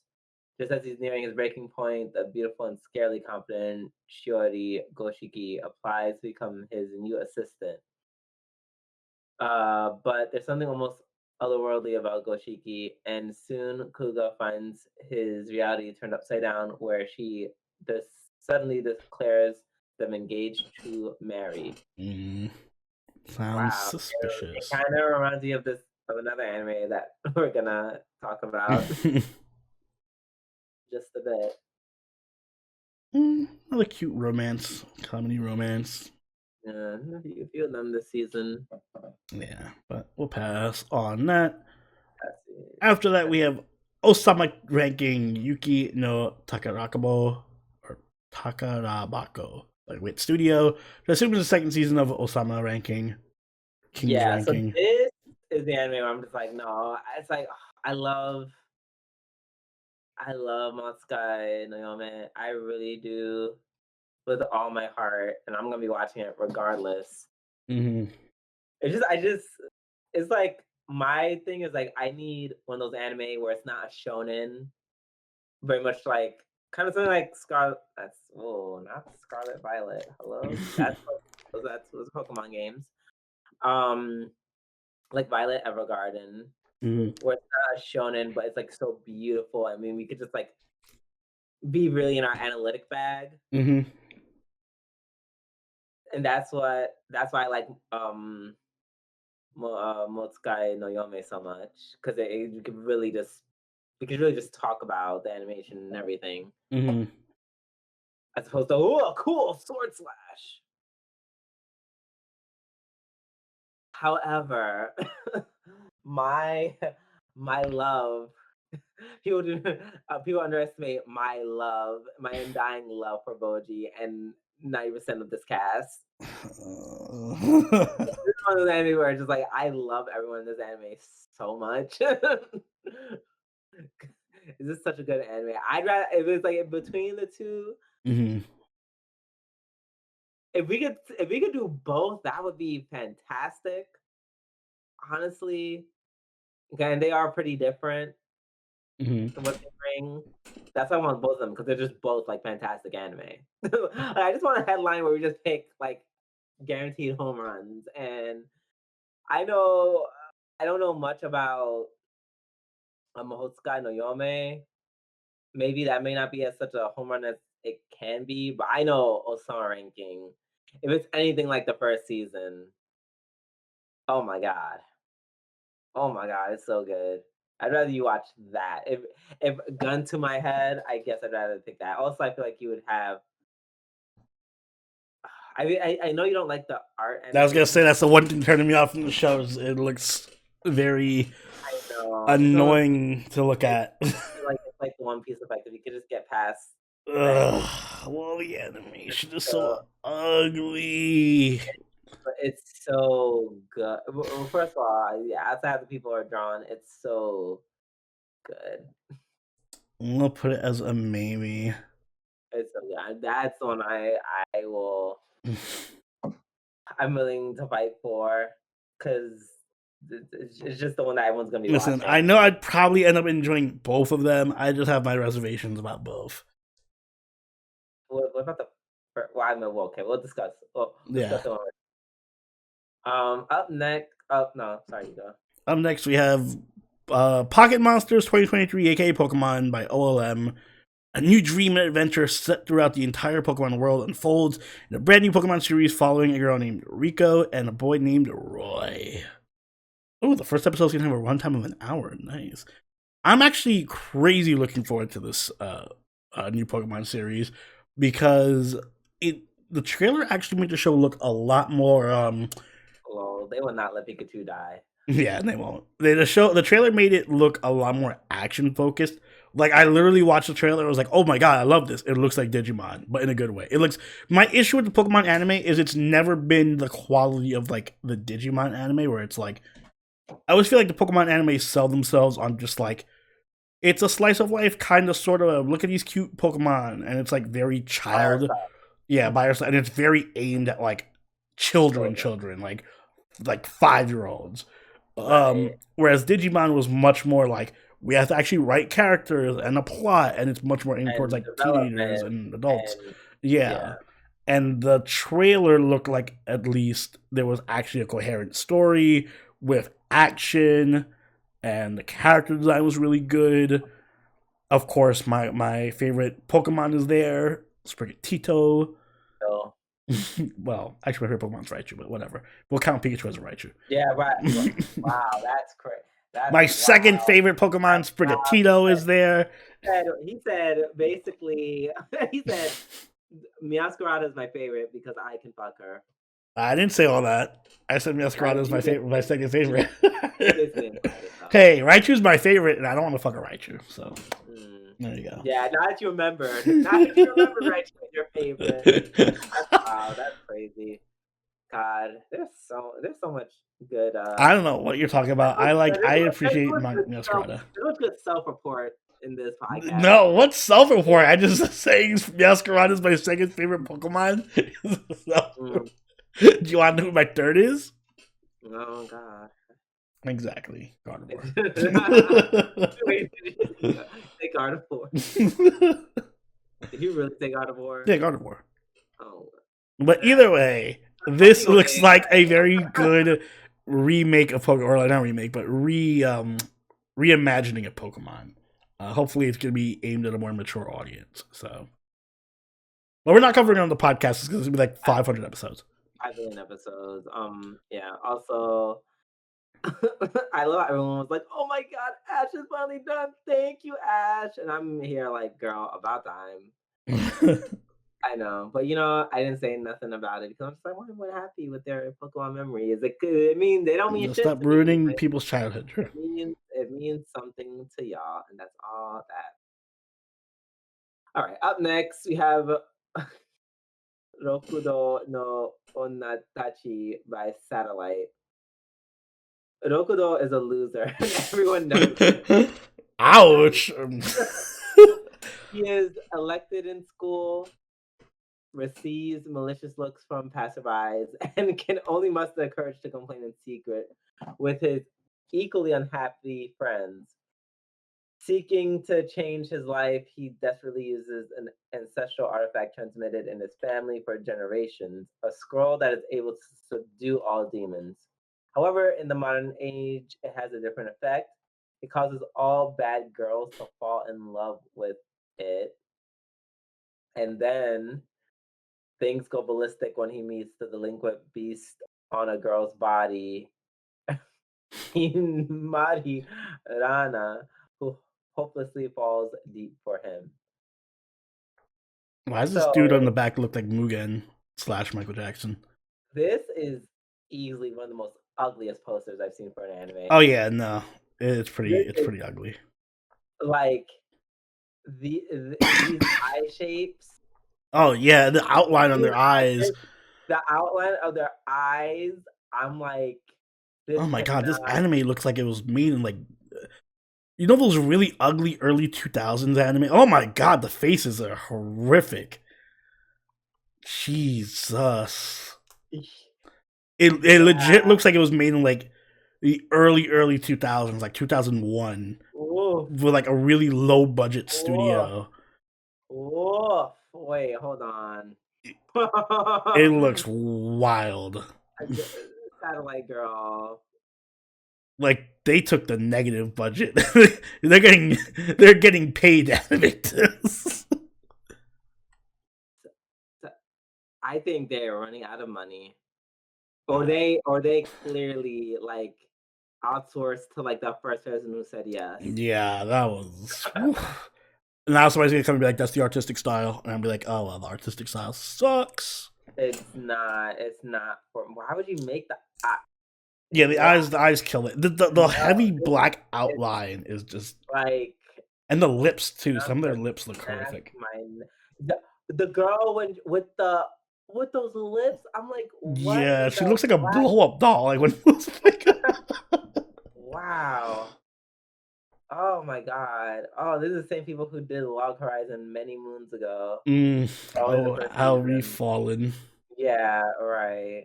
And Macross Frontier. Oh, well, Macross is great though. But that was like a real long time ago. Yeah, and Fairy Tail. Oof, Fairy Tail started that early ago? Yeah, Fairy Tail was like 2009. Oh man, we were in high school, yeah. Yeah, wow, that's crazy. I probably started later, but man, yeah. Oof. The mighty have fallen. No, mighty have fallen indeed. Like, oof. Yeah, they haven't had a banger in a while, I guess. Yeah, in a while. Damn. Oof. This is like the way she looks. This could end up being the anime of the season, and people are going to go back to like 2 months from now. We're gonna be like, "Oh, why were we making fun of this Jujutsu Kaisen all over again?" Okay, we're done. Up next, That's you, my love. Oh, it's me. We have Skip to Loafer by PA Works. Excellent student, excellent student Iwakura Mitsumi has always dreamt about leaving her small town, going to prestigious university, and making positive change in the world. But she's so focused on reaching her goals that she's not prepared for the very different and overwhelming city life that awaits her in Tokyo High School. Luckily, she makes her friends with Shima Sosuke, a handsome classmate who's as laid back as she is overprepared. Can this naive country girl make it big in Tokyo with Sosuke by her side? That sounds kind of cute, actually. It does. It sounds like a show I watch just to like. I know. Put me to sleep. Yeah, but today we have like a million other shows that Mm-hmm. this season.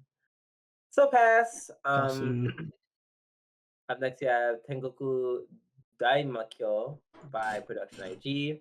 Within the safety of the walls, youth are raised in a nursery-style setting by robots. While life there may appear stale on the surface, the children are full of potential and curiosity. In many ways, it is like a slice of heaven. The outside world is a hellscape. It is mostly entirely void of anything mechanical and is now inhabited by bizarre yet powerful supernatural beings. Maru, with the aid of Kiruko, is out there crisscrossing what was once Tokyo for heaven. But after searching for so long, maybe heaven is more of an untenable dream than a potential reality. Whatever you just said. Fuck. Like, it was so weird. I literally was, that was so long that I totally dissociated while I was reading that. I was thinking of like Twitter. Yep. There you go. I mean, it's because you read the word hellscape and they're like, automatically assume Twitter. Your brain went to the next logical step. Hellscape, Twitter. Right. So I saw the trailer. It's a mystery, all right. It sounded like a mystery. Yeah, I have no idea what the fuck the plot is about. Mystery, what the fuck is going on? Note to plot writers: just because the show is a mystery doesn't mean the synopsis has to also be a fucking mystery to read. Yeah. Well, they're in a nursery raised by robots, and in said nursery, it's great. And in the outside world, it's not great, and there's no machines. And I guess they're trying to figure out why. I guess we will never know because I'm not watching it. Boop. Even though it is by Production IG, which I appreciate. Next up, we have Tensei Kizoku no Isekai Bokenroku Jisho Shiranai Kamigami no Shito by Magic Bus and EMT Squared. Shina Kuzuya is killed protecting a young girl at a convenience store where he just happened to be at the wrong time. The next thing he knows, he's in a kind of world he only dreamed about. A world of magic and swords. Yawn. He has been reincarnated as Kane von Silford, the third son of an aristocratic family, and he quickly grows interested in many things he sees. On his first birthday, he's baptized at the church according to tradition, and the gods grant him several divine blessings, along with stats that can only be described as unusual and extraordinary. In his reincarnated life, when it comes to things like battles, romances, and studying, apparently a little overkill is just right. When he puts in the usual effort to do things punctually and properly, it only gets him in trouble. Thus, Kane's chaotic life in another world begins. Could you have made a more generic isekai? This is like AI-generated isekai. It feels like that.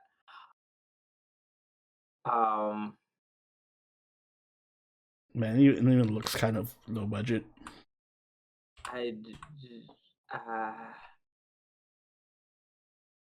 This is a slight novel. See, this is what I don't understand. I'm like, people, with all the isekai anime and stuff that happens, you said, because it's one thing if this is just like an original anime and they're just make anime, like whatever. Mm-hmm. But there is not only a manga, but also an anime about this. And people, it's like, sad. It's sad. You chose You chose to make this. more, like, you chose to make more isekai shit in this world. This is like what our 6th isekai that we've talked about. Like, why are you choosing this? Can you just do? Or at least if you are gonna make an isekai adaptation, at least make only the good ones, not the one I can't distinguish from all the other isekai. Like even Smartphone at least has the somewhat novel concept of just the dude has a cell phone. Just something simple like that makes it at least somewhat different. This is just as generic as it gets. I mean, okay, to be fair, the premise of Smartphone does not seem that much. And yet it is still more thought provoking than this one. Then that is not a high. That's an extremely low bar, but it's not a high bar at all. It is bar as in hell. But yeah, wow, that's like painfully generic. I can't wait. I just want to get attacked in Japan and they'll just be like, "Dear all mangaka, can you just think of better things to write?" And just think of better things to write. Let me rephrase that. Better things that are also not isekai. I don't mind isekai if it's just like just be a little bit more creative. No, but see, that's the point. That's not gonna happen. So like, there's so many. First off, why are you always isekai into like a medieval setting? You can be like isekai into like a future setting, like a fucking Gundam universe or something, or like isekai into fucking Stone Age times or something. Like, be different. Be different. Or isekai in like an alternate universe, like where like everything's like the same. Things are only slightly different. Yeah, in this universe, I don't know, JFK wasn't assassinated. Or like in the universe, it's like, oh, I don't know. Instead of like an older sister and an older brother, I now have an older brother and a younger sister, and like I don't know, in this world, animals talk. Like you see how I could shotgun more original ideas. Yeah, like, that's what I need. I mean, I'm sure those isekai exist; they're just not getting adapted. So, well, either way, we're not watching this. Yeah.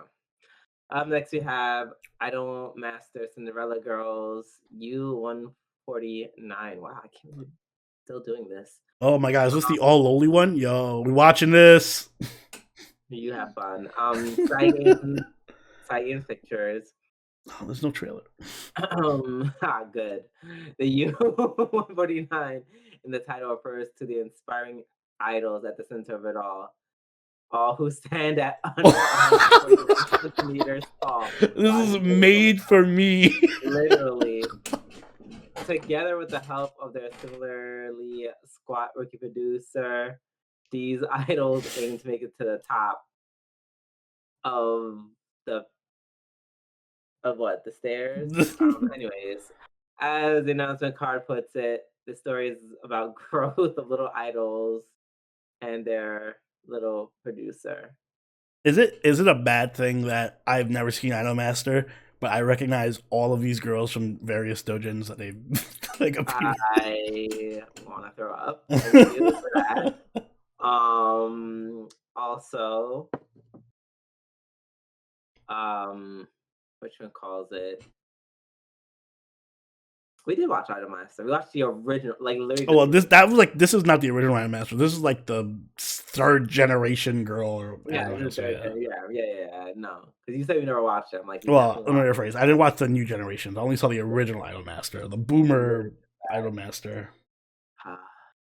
The days are getting simpler, and there's only like maybe 3 idol anime.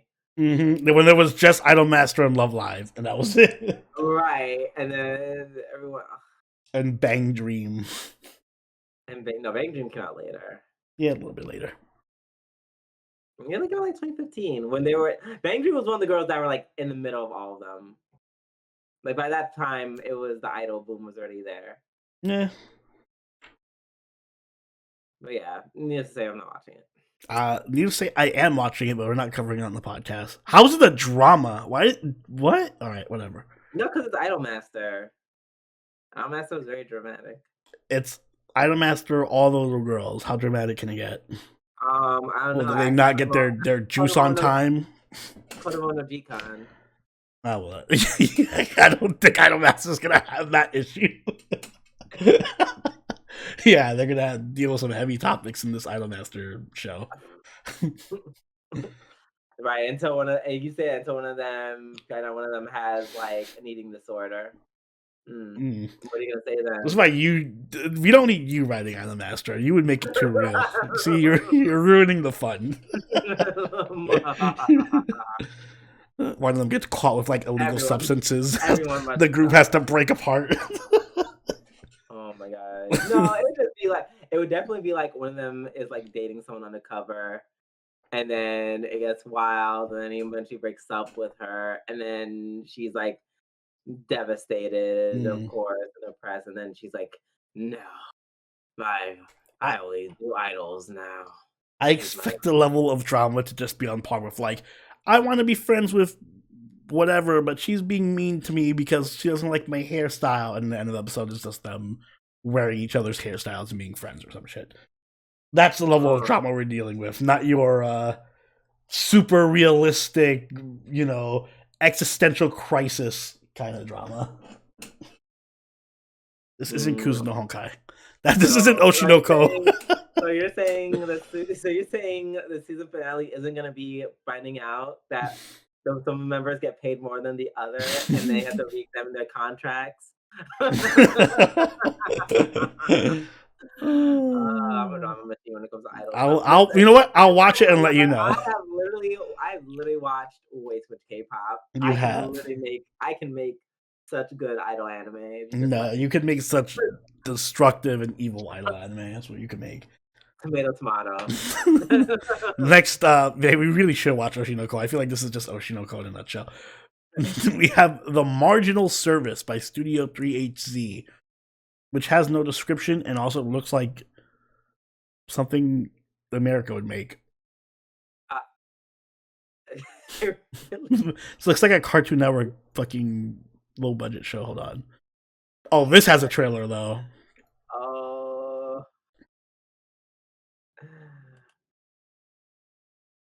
Oh god, yeah, everyone looks so American. Yeah. Okay, you're right. Yeah, this is too American. I'm gonna watch anime for Americans. Right. Pass. After that, we have Tokyo Mew Mew. Sorry, random before you continue. Some of the best anime that you've seen is definitely like has been in America. The Five. Baccano. Or American-ish, like Western-ish. Oh, well. I feel like that's just set in America. That's Baccano, Banana Fish, Michiki and other girl, Machiko and other girl. What's the other show we watched? Hatsuki and Machiko, yeah. Blood Blockade, whatever. Exactly. So yeah, it's probably gonna be pretty decent. But let's see. You know what else is gonna be decent? Tokyo Mew Mew New, second season by Yamada Company and Graphinica. Second season of Tokyo Mew Mew New. A scientist of the Mew Project use DNA of endangered species to create a team of heroines imbued with amazing abilities. Armed with the skills of the Iriomote cat, Ichigo must band together with other Mew Mew girls to repel an alien incursion. This was just, I remember this being just like bootleg Sailor Moon. Sounds about right. Although I did like the show when I was a kid, and this is like a remake of it. You know what? For some reason, I got this show confused with. What? I got this show confused with Tenchi Muyo. Yeah, it is very Tenchi Muyo-esque in character design. Okay, I'm glad it wasn't just me. It makes me kind of want to watch Tenchi Muyo. There's a lot of Muyo shit. You know, I'm surprised they don't give like new Tenchi Muyos. That's another show I could really do with a remake. Yeah. Like a fresh one. Yeah, like a brand new reboot type of thing. Right. So I know what the fuck's going on. But yeah, sorry, Tokyo Mew Mew. We'll skip you. Oh, come on, Rhyme. Oh, excuse me. Up next, we have Tonikaku Kawaii Season 2, like 7 arcs. This is the second season of Tonikaku Kawaii. Um, I feel like there's like so many maybes. I feel like this could be another maybe. I know, and I hate that because there's nothing really I wrong. like Tony Kakakoi, but it's not like so Right, amazing that we have to watch it, you know? right. Like I wouldn't put it above Ousama ranking or Matsukai no Yome. I keep forgetting what the name of it. What is it? Is it The Magician's Bride? Yeah, something like that. Right, it's like that. Um, But we do need a comedy romance. I feel like we don't really have one of those right. We don't, but there's rom like coms. yeah, I mean we do have a lot of comedies you can pick from in Do we? the maybe section. All Um, half our maybes are comedies. are they? Okay. Okay, not all of them, just one. Yeah, like just one. Just one. Just Fine, one. we'll put this as a maybe and I we'll mean, come back okay, to it. well, two because of the Maho Shoujo. Oh well, yeah, it doesn't have Yeah, the tag though. But okay, yeah, there's fair not the enough. tag. Yeah, no, that's clear comedy. It's a drama, Drew. Come It's a Maho Shoujo. on. Come on, it says it right there. Yeah, we shall We'll see. see. All right. Up next we have Tosochu Great Mission. Don't know who's making them. The time is a future where humans have moved their residence to the moon. In the lunar colony, a game has become very popular. The name of the game is Run for the Money. It is an intense entertainment survival game in which fugitives are released into limited area, and if they can escape from the pursuing android hunters until the time limit counts down to 0, they can win a large prize. Some dream of getting rich, while others challenge themselves to test their strength and run for the money. I liked it better when it was called Dead Man Wonderland. Amazing too. I was like, wow. So they're just having Squid Games in space? Yeah. Crazy. Squid Games in space. That sounds hilarious. But yeah, it's a no for me, dog. Same. Next up, we have Watashi no Yuri wa Oshigoto desu. Ooh, Yuri. By Passione, of course, and Studio Lings. Hime gets roped into working in a weird cafe where the waitresses pretend to be students at an all-girl boarding school. She's strangely taken with her partner Mitsuki, who's so kind to her in front of the customers. There's just one problem. Mitsuki really can't stand her. Oh, hold on. This kind of sounds juicy, though. Okay, so I'm gonna give it a buck. Mm-hmm. Damn, I in a surprise twist, I may prefer this over Tony Kawaii, only because we haven't watched Yuri in so long. Yeah. And despite popular beliefs, I am a fan of the gay shits. While I do mostly enjoy yaoi, I do like representation, including the lesbians. Mm-hmm. Oh my god. And one of my favorite voice actresses voices the main girl, Yui Ogura. Ooh. Yeah. Who does she do as well? I'm trying to find somebody you would know. She does the girl from the main girl from Goblin Slayer. She mostly does like gacha game stuff like Blue Archive, Princess Connect. Character. I'm trying to. Though I've never watched. She does Marnie from Pokemon. Marnie. Oh, she was in Maid War, even though she was just like maid who was going to die very soon. She played as maid who was going to die. Mate, dead maid. Yeah, pending dead maid. Let's see. Yeah, a lot of animes I have not seen. It's funny because I'm recognizing these. I recognize. I'm like, but Drew hasn't seen that. Drew hasn't seen that because they're all from like. She was Sana from Magia Record. Oh, yeah, there you go. She's Yeah. Nezha and Passion Lip. Oh. I was like, what animes are those from? Yeah, but she That's mostly does like crazy. cutesy, like baby voices. Oh, she's from Kumo desu ka? Mm-hmm. Okay. My favorite role, Hinata from Urokibu. But yeah, no, I'm down for this one over Tonikaku as well. We really never really get to cover any Yuris. Right. 5 minutes later. Oh God, totally Kokoro was amazing. I feel so sorry for Why the did we stop? Egyptians who decided not to cover it. So we'll leave that as a maybe. Yeah, maybe. Um you read that one, right? Yeah. Okay, yeah. You're next.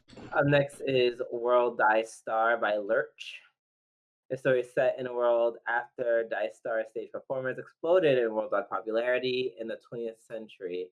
16-year-old Kokona Otori follows her dreams of becoming a world Dice Star by auditioning for the serious theatrical trope.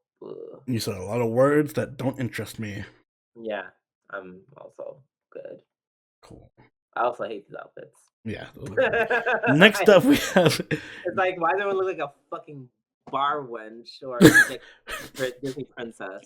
Because I'm assuming it's like a ballet thingy. I don't know. That's not what they wear to ballets, but continue. That's what they wear in my headcanon. Next up, we have not been to many ballets. We have Yamada-kun to level 999 no koi wo suru. Recently, by Madhouse. Recently dumped Akane is just about to quit the game she used to play with her boyfriend when she meets with Yamada in the same RPG. Yamada in real life turns out to be somewhat of a legend. The only problem is he's only interested in the game. As Akane's feelings grow, will Yamada stay focused on the game? So I did see the first episode of this. How do you feel? I don't know, because I really like the concept. Is basically the main girl gets dumped in the game, and she's like trying to get revenge on her boyfriend by like dating this other guy, and that's also in their guild. So it has like really cool vibes where it's like, oh, it's very game focused, and they're like meetups and offline meetups and stuff.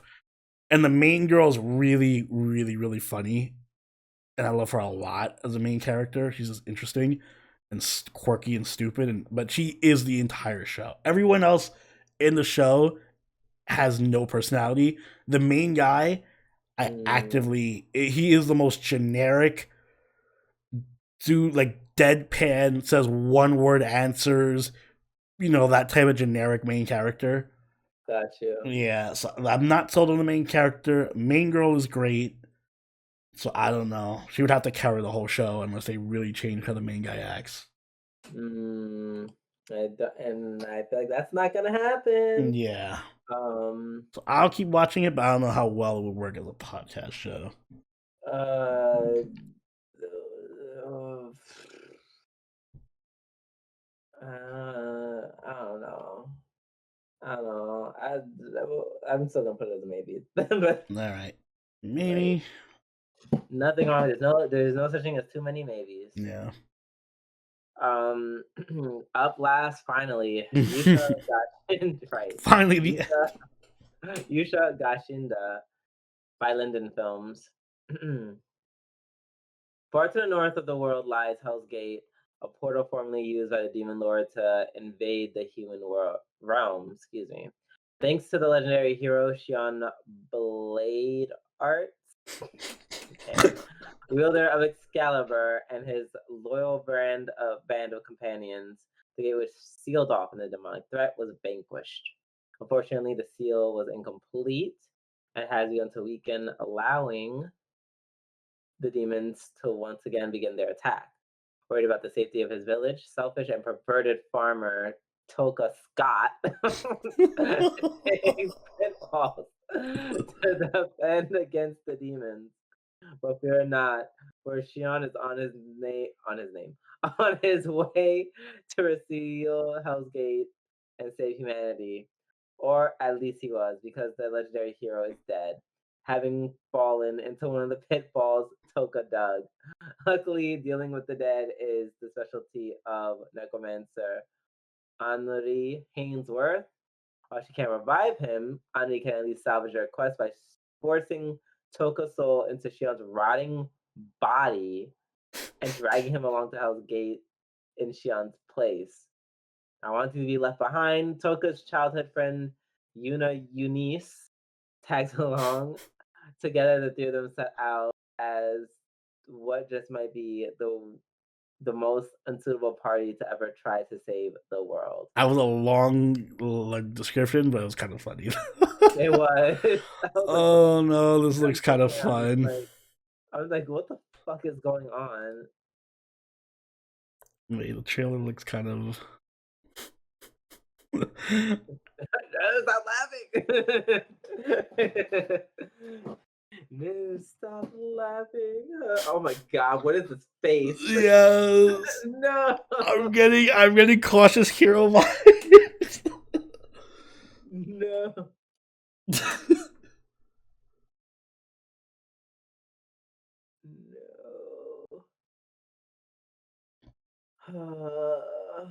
Oh fuck! Why does it look good, Drew? Why does it look good? Why do they do this? No.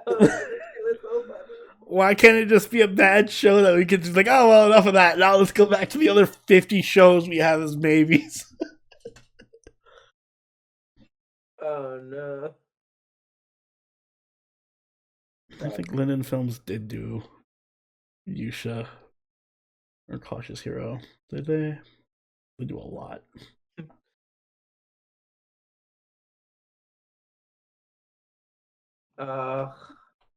Damn it. No. No. Why? I don't like this. Why is this happening to me? Yeah, no, they didn't do it. But no, I still want to put this as a maybe. Right. I'm like, yeah, we got so many maybes. Let's just get on this. Yeah, let's it's the fun moment, guys. All right. Definitively, we are watching the second season of which Mercury, the Demon Slayer, and Konosuba. So that's 3 shows. Technically, one is a patron choice, so we can only choose 3 more. Wait, chotomate. You said Gundam. Yeah, okay, yeah. No, Gundam, Demon Slayer, and Manga. Yep, okay. Are we continuing Vinland Saga? I know. I know I said no. Well, I never not said never again to 8. Did we say that again? No, not necessarily. Never. We could just keep Vinland Saga on the side and add the other 3. Because it's just like... There's so many good shows. There's so many good shows. There's so many good shows. Like... God, I forgot about the other... All right. So, how do we do this? You pick one, I pick one, and then we agree on one. Oh, don't make me choose between... Don't make me choose between the summer ranking and... I already know what I'm picking. Maybe. Oh, I don't really want this. Fuck, the other Yuusha show looks pretty good, though. Do I want the Yuusha show over the... Okay, Bully? so we have a comedy. Yeah, we have Megumin. We do have a Demon Slayer. We are good with action and comedy. I know, that's why I'm just like, no, Ousama. But it's so good, I almost don't care. Because it's like... Because Mahou Sky no Yome, I feel like would round us out. It would actually round us out. But...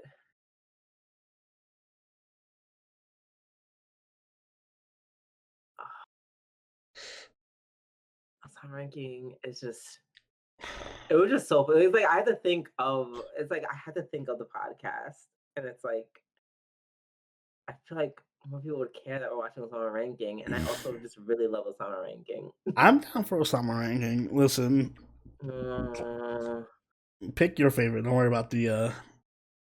They both fit well into the lineup. Right. Okay, I'll take a summer ranking. Okay, so summer ranking. I don't. I really want to watch this Kaminaki Sakai Loli God whatever, but then I'm really looking at this Yuusha one too. Which? Oh, the last one that we just. Yeah. I mean, listen, you already know which one I think is funnier. I know. All I'm gonna say though is that for every week I get a bad episode of this lowly anime, I'm gonna remind you. I know. I'm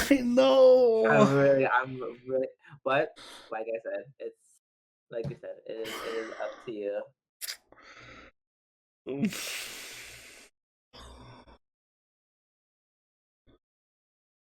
There's so many like action adventure anime. All right. For the sake of the podcast, I'm going to Yuusha. As much as I personally would love the Loli show, I don't. I am elated that you chose Reason. But like, it could be hit or miss. That Loli show's gonna end up being so fucking gonna be so upset. It's gonna be like so good. I'm gonna be so angry. Don't listen. That's why I won't knock you because it could be interesting. I'm just saying, just based off the trailer, it was good.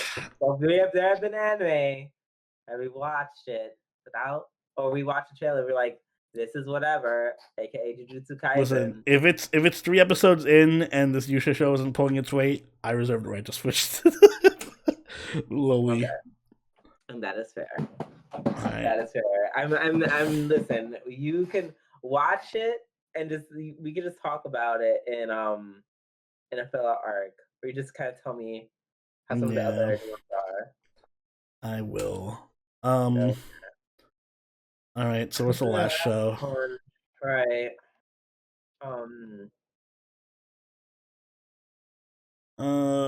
We still have the. I guess we need a romance. Would be the most sensible thing. So it's like I'm mixed between Oshinoko because we don't have a mystery or a drama. Mm-hmm. And then of course, the scary one with the romance one with the boy and the girl. Even though I probably prefer the Yuri over that one, to be perfectly honest. Yeah, I'm leaning towards the Yuri, just because it's different. Right. So it's like it's between. Right. I'm kind of torn between like the Yuri one or the Oshinoko one, because the Oshinoko one is is obviously very different. I feel like Yuri just like, no, I don't want it to be Kuzuno Honka. I just don't like melodrama. But I don't know, you've read it. It seems stupid. Okay, no, never mind. We'll just go with the Yuri one because I don't want you to be miserable. Fair enough, and I'm sure they're gonna pick the patrons are gonna pick Oshinoko anyway because it's like the most popular thing left. Or maybe not. We don't know. We don't know. You're right. They could pick Jikokuraku. It is because it's the Kage author. But no, you're right. It's not like they haven't usurped our expectations before. Right. Wow. I love how we always do it so quickly. Yeah, it's because we think about it while we're going through and we kind of like have it in our head. So that means that our 7 before the patron choice, we're gonna go from it so quickly. We're gonna. Meanwhile, we say what we're gonna watch, and I'm just like, "Fuck! What did you say we're gonna watch again?" You can let us know. We will be watching continuing Vinland Saga from last season. In addition, we're gonna be watching Gundam season 2 of Witch Mercury, Demon Slayer, Megumin Konosuba, Ousama Ranking season 2, Watashi no Yuri, and Yuusha Ga Shinda, which I think is a really good balance because clearly we have action from Konosuba or from Demon Slayer and Gundam, I don't know. Is Ousama? I guess Ousama rankings also action. So we have 3 action shows. We have a comedy romance in there. We have 2 comedies, 3 comedies. Actually, we're heavy on comedies. 3 comedies, a romance, and then we also have Vinland Saga. So like an adventure. In case some of the comedies, like for example, the lesbian one, I don't expect that to be really funny. Yeah, I expect that to be more romancy than comedy. Yeah, slice of life romance.